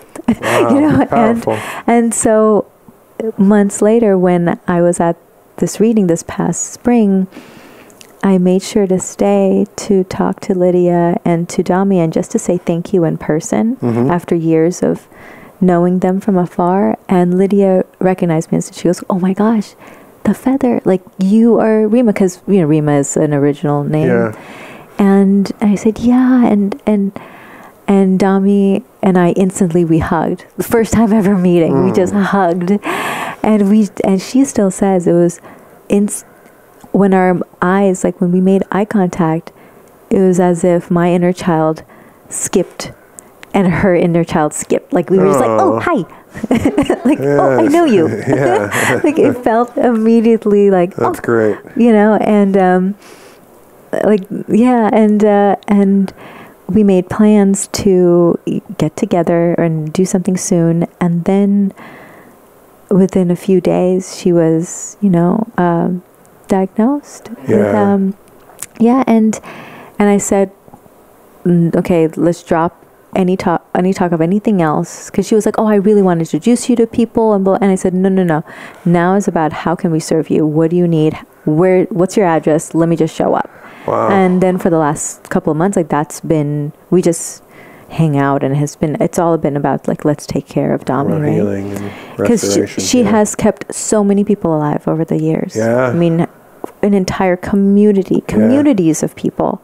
And what has been incredible is, rightfully so, everyone has now come to do that for her on this whole new level. And so I just love her so much. And then I got to know Lydia more I took one of her workshops in November, which revolutionized my mind. She always has from far away. But to have her, how and why? How did it do so? Well, it was called Exhausting Metaphor, and I love me some metaphor, as you can tell. And then it was also my first time ever being in a room with other writers. I have a lot of actor friends, and a lot of director friends and filmmaker friends, but I have one friend who is also a writer, but he's a very different kind of writer. He writes prescriptive nonfiction for business books and things like that. And he was the one who connected me to. We have the same agent. Okay. And so his name's Srini, and he has he also has an incredible podcast. Oh, brother. called The Unmistakable Mark Creative. this down. We'll cut this out. Again, the name of the show? Oh, no. Yeah, so The Unmistakable Creative. Okay, cool. And he addresses the stuff that he's... Yes, about extraordinary people doing unmistakable things. There are unmistakable people doing extraordinary things.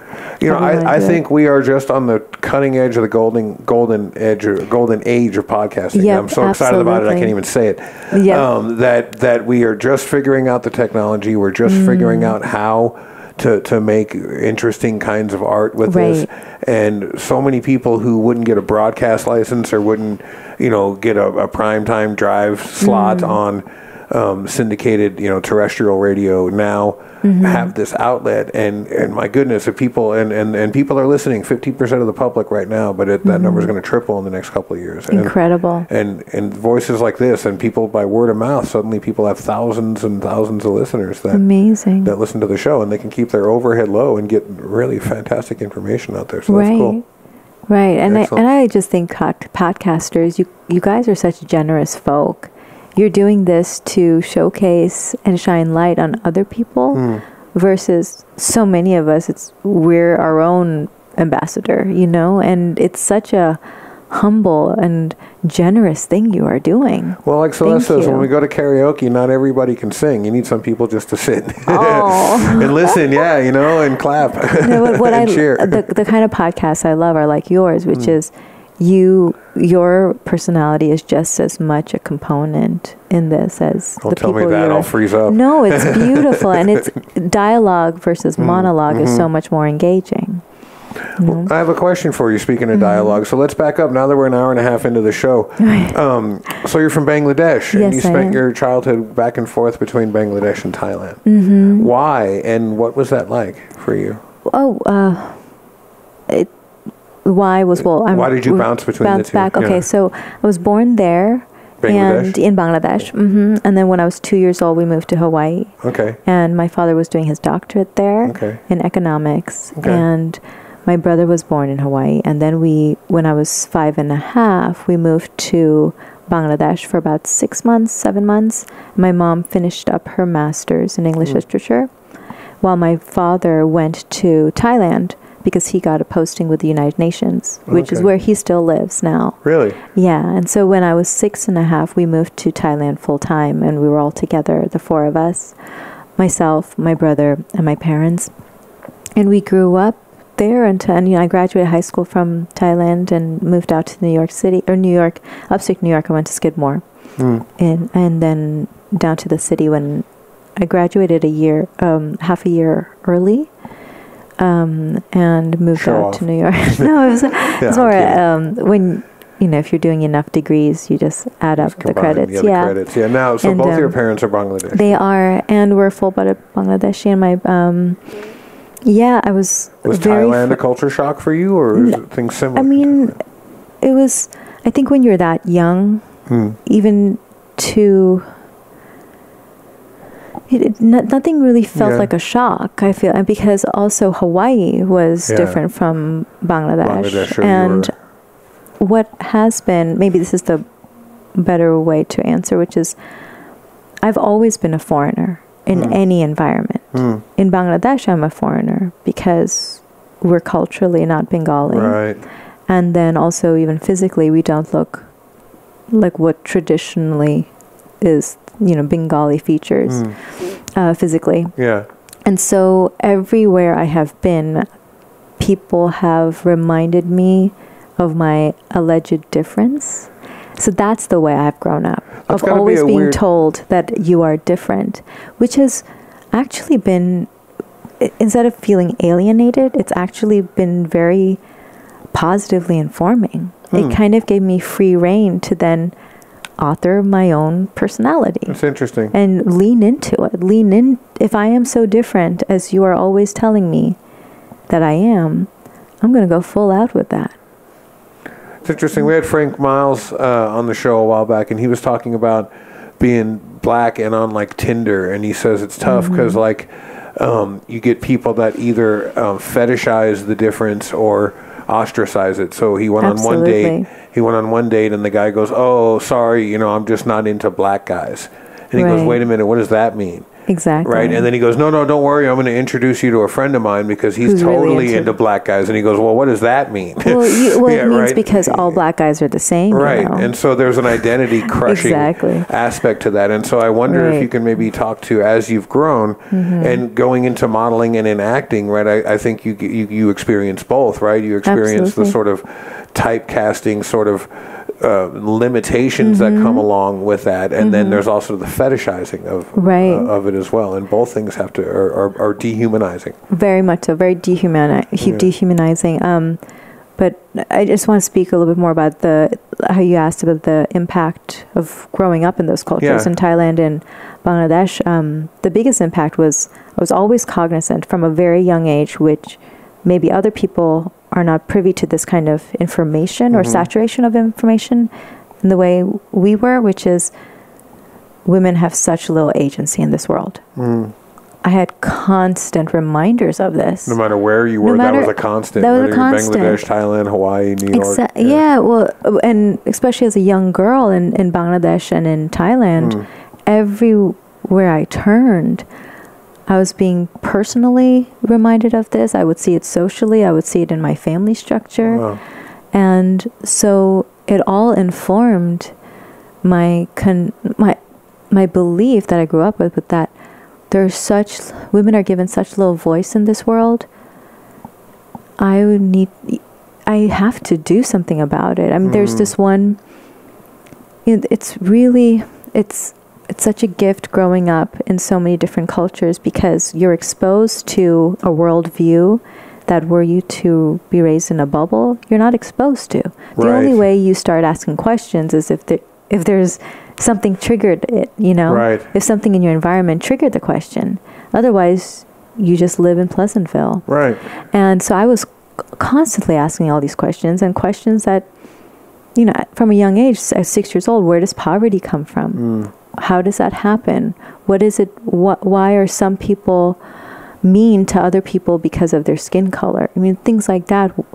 I was always asking my mom and father about those things, and they're both humanitarians. My mother is a teacher and my father is a diplomat with the United Nations, and now he's retired, but he does consultancy work too, and they are tried and true humanitarians and activists. Sounds like education is also very important to both Huge. of them, Well, so- especially I think any of us who are a quote unquote minority culture, Yeah. we are raised with the belief that education is your ticket to freedom. And this world is very, very cruel. And your only way to succeed and survive with your spirit intact is for you to do it on your own terms, for you to learn the tools you need to emotionally and intellectually to achieve that freedom from the tangible, cruel world, to walk through it. And I remember, my parents were always answering my questions, like even about poverty. I would ask them when we would go back home to Bangladesh, and it's a place unlike any other, where it's third world, and the sounds and sights and smells and everything. It's a saturation of information you won't get anywhere else, like the sewage and the calls from the beggars and the kind of physical landscape, like the images you're seeing of the nearly dead and the starving and the poor and in rags, like and there are beggars everywhere. And it starts like the moment you get off the airplane, you're hit with this heat, and it's like sitting inside of a mouth. Wow. And you see you see droves of people just watching the foreigners come out of the airport, because we are aliens. We are this kind of reminder of a world beyond. That's what foreigners are. Yeah. And so people, and you just see thousands and thousands of bodies. Like, we are a tiny, overpopulated country. Wow. And so you get into the car, and because of the poor urban planning, the car moves.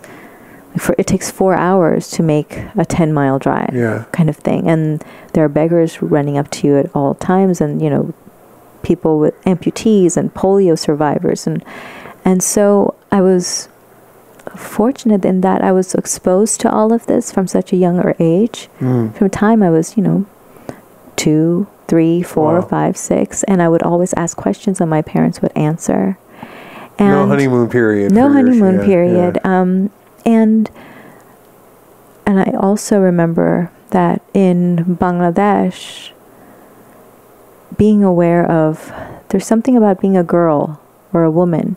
Apparently, we're not supposed to be doing certain things that my brother is allowed to do or my father is allowed to say. I'm supposed to wear different clothes in Bangladesh than I am as a young girl in Thailand. I remember having just like very elementary thoughts, like ever since I was 6 years old, like, oh, there's something about me being female that means that the world wants me to behave differently. There's a different set of rules that I'm supposed to abide by. And in Bangladesh, women and men live very much separate lives, where even in social gatherings, we're put into different rooms. Wow. Because, men are going to be talking about politics and literature and art and government, and women are expected to talk about caretaking and cooking. And God forbid we were put into the same room, because that infers that we would have things to talk about on the same level of intelligence. So you've obviously bucked against that in your life. And so, one of the things you said that got a great laugh from the crowd. And when you were introducing your piece at Burnt Tongue, you were asking if you were close enough to the microphone, if people could hear you. And people are saying, get a little closer. And you said, well, I'm going to get louder. And then you said, I usually say that at the beginning of relationships too, right? And that made us all crack up as a kind of warning, you know, that the timidity is not something that people are going to experience with you. And so I guess I wonder, I mean, there's no question from me why you started to buck against that. But has your family, has your parents responded? Like, what do your mother and father think of the fact that you don't just go to you're not just going to go to the room with the women and talk about childcare? Have they accepted that aspect? They have. Absolutely. My parents are very supportive of not just what I do, but who it is I am. Okay. And yes, we have.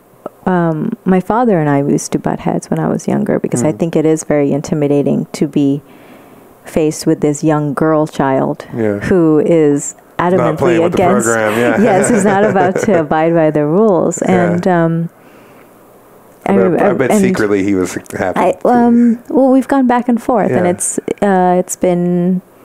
a relationship, right? And so it has been a lifelong growing process and learning process, and we are definitely we're now closer than we have ever been. Wow. And that has been a lot of work. I bet. Yeah, and the book is I'm Yours has so much about that relationship because it is, my relationship with my father, like my relationship with my mother, two biggest contributing influences, right? I've heard you speak about your mother's influence on your art and life and how profound that is. The sacrifices she made to allow you to pursue some of the things you pursued. And being an outspoken girl, I think all of those experiences that I would have when I was observing that women were being told to speak less or to speak at all, right? And it has just been more fuel for my fire and informed and shaped like who it is I'm supposed to be and my purpose. And I remember, when I was 11 years old, a memory really sticks out, which is I remember finding out about a cousin of mine. He had been molesting a lot of my cousins. And he was one of the oldest in our group of cousins. And another cousin told me that, this is what he does. And I remember, so I was 11 when I was told that. And I remember, but my entire life, always sensing that he did that because through survival instinct that children have, I would always leave the room whenever he entered. If I was there by myself reading or drawing and he would come into a room, I would make sure I would either leave or just call out like, Mama, I need your help with something. Because I could always sense it the way that farmers sense an incoming storm and they know to cover their crops against danger. I always knew he was a storm. And then I was told of, what he would do, and I remember getting, of course, so furious. And I went to the patriarch of our family to let him know this was happening and that, of course, he must take action. And the patriarch told me, boys will be boys. Don't be foolish. Boys will be boys. And it happens especially between cousins. And if I had managed to remain innocent at all, up till that moment, that was my final, any tiny trace that was left over of innocence left. It felt like I swallowed a piece of myself. Terry Tempest Williams says at one point the price of obedience had become too high. Yes, exactly. And I remember having such a pivotal moment in my development which was, he's not going to speak, so I must. I will be a voice for those without one. And that sentence has been not only my vow, but it's also been a faith that has kept me protected. Anytime something bad has happened in my life, and there have been doozies, that sentence, this almost irrational belief or irrational amount of faith in this belief that I have to be a voice for others has kept me alive and has kept me going. And, you know, I think there is a fine line between insanity and faith, or insanity and art. You have to believe so much in order to keep going. And whether that's beautiful or insane, it really doesn't matter as long as you keep going. And it is moments like that and sentences like that that have just actually helped me keep going.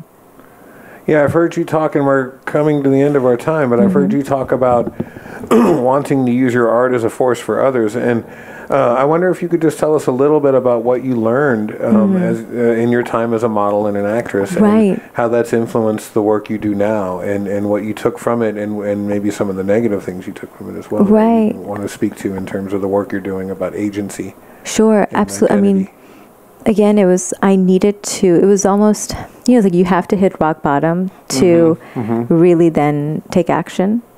And in a way, like those final years of acting and modeling where I felt, I had entered it thinking, okay, I'm going to be a voice for those without one, and acting is such a beautiful way to give life to stories that would otherwise go unheard.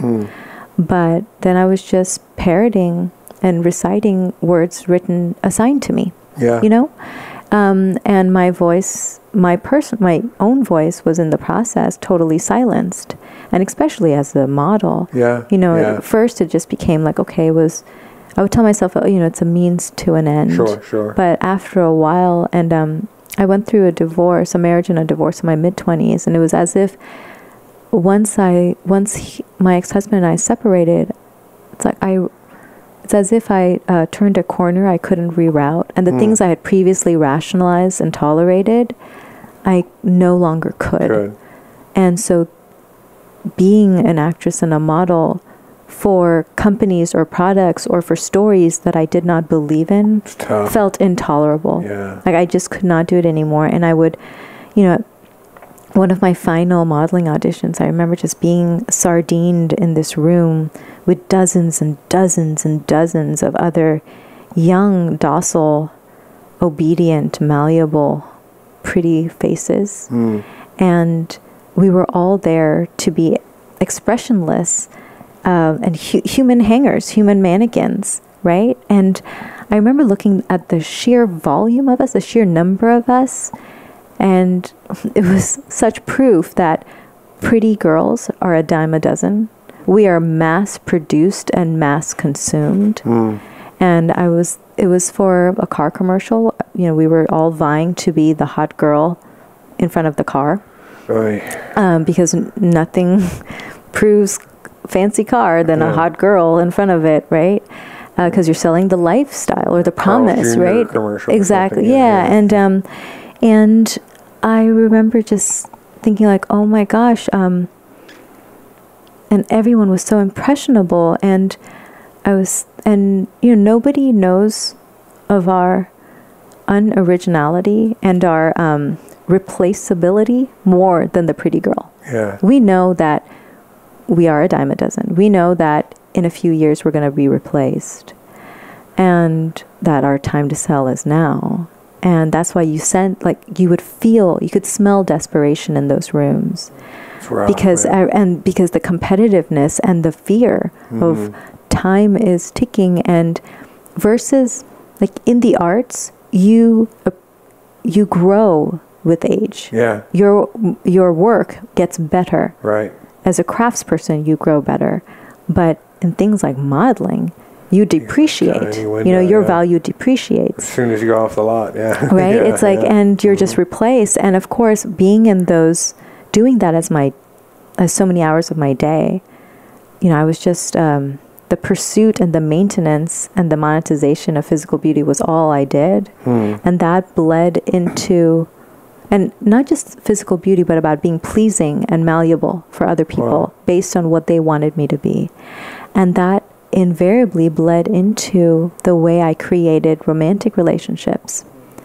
You know, I used to be this very confident, strong, brave teenager and young adult, but towards the end of my 20s, I saw myself becoming more and more this shell of a woman, shell of a girl who would just become this very obedient puppet, pretty puppet for whoever she was dating or whoever she was hired by. And, you know, that car commercial audition was the last one I ever went to. It was the only one I ever, no, it was for a Sexy Spy or something. Anyway, one of those, right? And it's the only audition in my entire life that I left before they called my name.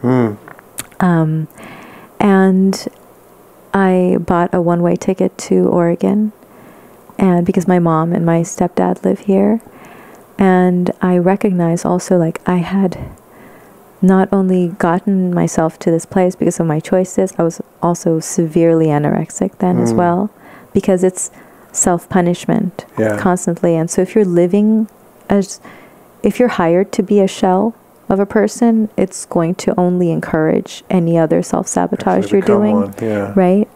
And it all just enforces each other. And anorexia is, it's a byproduct. It's a natural side effect of being raised as a girl in this world. You know, no kidding. And that's, you know, there was a lot of, there was that, there was my present day thing that was happening, you know, as a 29-year-old. And then I realized also I had all these wounds stacked up from my childhood and my teens that I'd never truly taken care of. So all of that together, I just needed to take stock of all of it and heal it and reclaim it. And I just became convinced that writing a book would achieve all of those things. Amazing. Yeah, and thank you. And it's, you know, it probably, you can hear also even more now why the work that I'm trying to do now, taking it out to young girls in colleges, in high schools, that it is not your physical beauty or the pursuit and procurement of the perfect man that is your biggest muscle group. Your strongest muscle is your voice. It's your resilience. It is your determination to author your life on your terms. And when if you can do that from an early age, oh my gosh, you will live an extraordinary life. Or if you have to if you have to pause and start doing that in your late 20s or your 30s or whenever, you can still have an extraordinary life. What's important is that at some point you recognize what the true muscle is. And what are you, and to ask, like, what are we preoccupied with? And what should we replace those preoccupations with? What are the priorities I am shaping myself around? And what can I replace them with so that I'm not living as an unhealthy shell, but instead a fully cooked, fully realized person? Rima Zaman, thank you so much for being on the program. Thank you. Thank you for being an agent of light and of creativity and transformation. Thank you so much. We're going to put links to your website. If there's publisher folks out there that want to see the manuscript, they can contact you and your agent through your site. That would be wonderful. If people want to see the other work that you're doing, see the clips of some of your readings, the Burnt Tongue one, or submit some stuff to Dear Rima, they can get all of that to your website. Right. And if they want to book you for this program that you've just been talking about, they can contact you there as well, correct? Yes, they can. And I'm the same on every channel. Rima Zaman, you know, rimazaman.com, Rima Zaman on Instagram, Rima Zaman on Facebook, and everything is public and open and inviting. As we go out, before the show ends, people are going to hear one more piece from you, and I wonder if you can just set it up, and then the show will close, and then we'll get that piece from you. But the piece is, how does one heal the reaping? And if you can just maybe tell us a little bit about where that came from, right? And then we'll close, and then we'll get that. Yeah. So where did that piece emerge? Well, how does one heal the reaping is an essay I wrote that I wrote, you know, in response to the election results. I had started writing it actually during my workshop with Lydia, Exhausting Metaphor, because she had asked us a question of what color what color are you, or what color would you be? And one of the things I had started saying when you did ask me about that workshop was, it was my first time ever being in a room full of other writers. Yeah. And then also, I was the only person in the room who answered in the way I did, because I was the only woman of color there. Interesting. And which is usually the case, for me. And I'm used to it. I don't attach any negative or positive thing to it. It's just I'm used to it. Like I said, I've been a foreigner in every setting I've ever been in. So this is par for the course. Yeah. And even, like we were talking about in modeling, it's always the wild card. And there's a benefit to it, because if you are different or seen as a minority in any way, people have a lot of assumptions about who it is you are. And so you just get to observe all of this, and you get to be a social scientist, Anyway, so this essay, is, I guess, the best way to describe it is to read it. Yeah, actually, we go ahead and close the show, and then people will hear it after the music. Right, absolutely, yeah. And I really want to thank you for this amazing honor and opportunity to talk with you. Well, we've all been enriched by it, and thank you for the art that you're doing. Thank you. We'd love to have you on again in the future to hear how things are going. I would love that so much. You've been listening to On the Block Radio, folks. Our guest has been Rima Zaman. Please come to our site to get links to hers to see all of the relevant and transformative projects she has going on. This is Andy Gurvich, and we will see you on the other side. Strange days have found us. Strange days have tracked us down. They're going to destroy our cashew will joy. We shall go on playing or find a new town. Hello, my name is Lydia Yuknovich, and you're listening to On the Block Radio. How does one heal the reaping? I am my own. I run through these woods, cocooned in somber reflection. Known and seen only by the trees, my limbs pulse with hard-won agency. How sublime to be safe from the wet-hot suck of others. How luxurious to be preoccupied solely by role and design I assign myself. At 33, I've begun to feel the occasional ache in my knees and lower back. 3 decades of committed motion will have that effect. I meld well with the wood's palette. My color is that of my skin, the only hue I've ever desired. It defies name, for I cannot be rooted in place. The most accurate description is, I am my own. When you are anything but Caucasian, the frequency with which others remind you of your difference ensures you cannot forget your alleged otherness, which is the mechanism behind exoticism of any kind. You only know otherness if you're told of it. If you allow, the pieces of you become politicized. It is then on you to regain authorship. Fall delivers the uncanny. In the leaves we witness both sunrise and sunset. We fall to our knees, humbled by majesty we can never replicate, only exalt. Like the trees through which I run, my skin shifts with the seasons.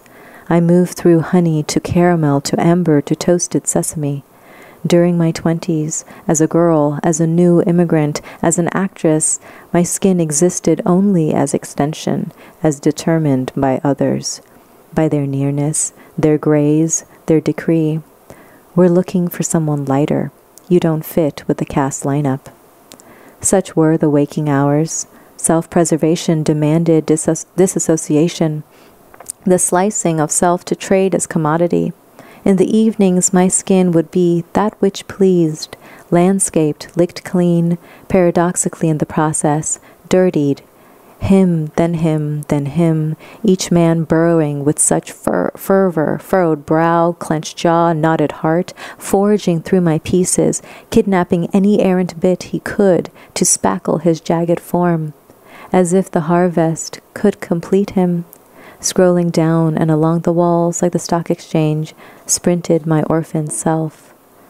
What is the way forward when one's pieces are taken, rewritten, or threatened extinction by a person, a country, an ideal? How does one heal the reaping? I run, fueled by a fire sourced and sustained within, lit from a wick only I match. I run, remembering that in the deepest ink of night, the one thing we can each claim is sovereignty over our sense of self. I run and I recover the taken, that misplaced, the surrendered. How I adore that word, recover, to retrieve, to unearth, to heal. Each day, I lay to rest what needs tender burial, hopes that have been pierced, losses that haunt, characters I no longer need, or those I love but cannot have. Today, I lay first to rest a miscarried daughter. With crystalline certainty, I know she looks identical to me, which is to say, identical to my mother. We women, ours are a fierce thread. Every feature makes sure to emerge. Miscarry. How like Western medicine to invent such a word. Through a pert trio of syllables, it paints blame, to say a woman failed to handle, perform correctly. Beside her, I lay down another memory that, though I healed a long while ago, re-emerged to hunt me this past month. A memory of a night at age 23 when I was raped. One of the luckier ones. My assault was swift. My rapist was economical with time, pain, and me. After his illegal acquisition, I sat in the dark for 15 minutes listing my options and weighing the cost of each. Back then, I was on my OPT visa. If I accrued enough professional credits, I could, hopefully, obtain a green card. To negotiate any legal retribution for rape is a brutal ordeal for any woman, any nationality. The fine print of my immigrant status claimed I am, not to be treated any differently than an American woman, but often the fine print fails to inform reality. Similarly, the minutiae behind immigration included nothing to suggest pressing charges against a rapist could compromise my status or my future application for permanent residency. But all it would take was for my case to land in the hands of that one deciding authority who found pleasure in turning the innocuous into injury. I had been working, and I continue to work so hard to live in America. I loved then, and I continue to love this country beyond words. I haven't a place in Bangladesh, but here, in the United States, I can pursue the life I want, to be a voice for those without one. Thus, that evening, I decided I would not harm my chances for living here. The irony was acutely painful. I had to be quiet then to be a voice for others later. What hurt most was the fact that my silence would allow my rapist a wicked freedom to assault other women. The thought of hypothetical others branded me with guilt. Today, I am a permanent resident of the United States of America. I am not a citizen, but I will be soon. Today, next to that evening from 10 years ago, I lay to rest last night. November 8th, 2016, the howl of our collective anguish. I stand for a while by its invisible tomb, feeling both alone yet tethered, tiny yet enormous. While this latest loss feels similar to any one of life's greatest wounds, it feels significantly different. All around me, I feel the shimmering presence of brothers and sisters. Mourning our tragedy, standing today in our connected conviction that we will bury and honor what needs rest, and then rise anew. I breathe, swelling with this feeling of togetherness so big, sacred, and comforting. I close my eyes and I reunite my fractured selves. I claim skin, limbs, lips, hair, identity. No longer things to alienate, demean, monetize, or consume. Simply mine and part of a grander choice. I know now more than ever that we either orphan or own our truth. Our disappointments and lashes will never fully mute us. Rather, There are invitations to speak. Fall reminds us that from decay we grow. The grim truth behind loss is that with each one we become better at coping. As we move through the passage of time, our wounds stack. It is not that the losses dull or lessen each other. What happens is each blow is like that of a blacksmith's hammer, pummeling iron. Each hit fortifies our metal. No group knows this better than women. We are privy to unique grief, singular hostility. Thus, forged in fire, we are all the more prepared and capable for leadership, resilience, grit. We know, despite and in the name of our many shocks, the few things we do have are paramount. We have autonomy over sense of self. We have the choice to persevere. We remain, as ever, voices for those without one. I bid my ache to sleep with the lullaby my inner voice has recited to me my entire life, from the time I was a toddler. I love you. I am here. I am yours. With that, my losses rest. With that, I run. I repeat again our song, adding a new refrain. I love you. I am here. I am yours. I am my own.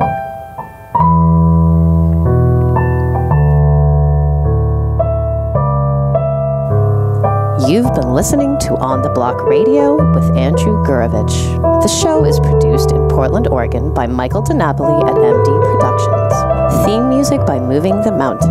Closing music by Jonathan Oak. Look us up on the web at ontheblockradio.com. You can also find us on Facebook, Instagram, and Twitter. Don't forget to tune in next week for a brand new episode. Previous episodes can be found on our website. Thanks for listening. Oh, you're beautiful kitty kitties. Oh, look at you out there. Beauty like a bolt, light in a darkened hallway.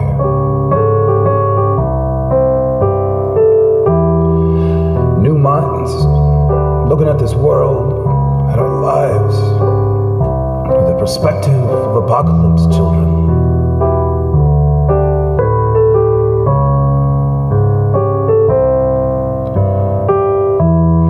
Standing dusty in the barren highways, standing broken before the fathers who were meant to make us whole, but who only lied to us about what it meant to be a man, about what it meant to be a woman, about what it meant to be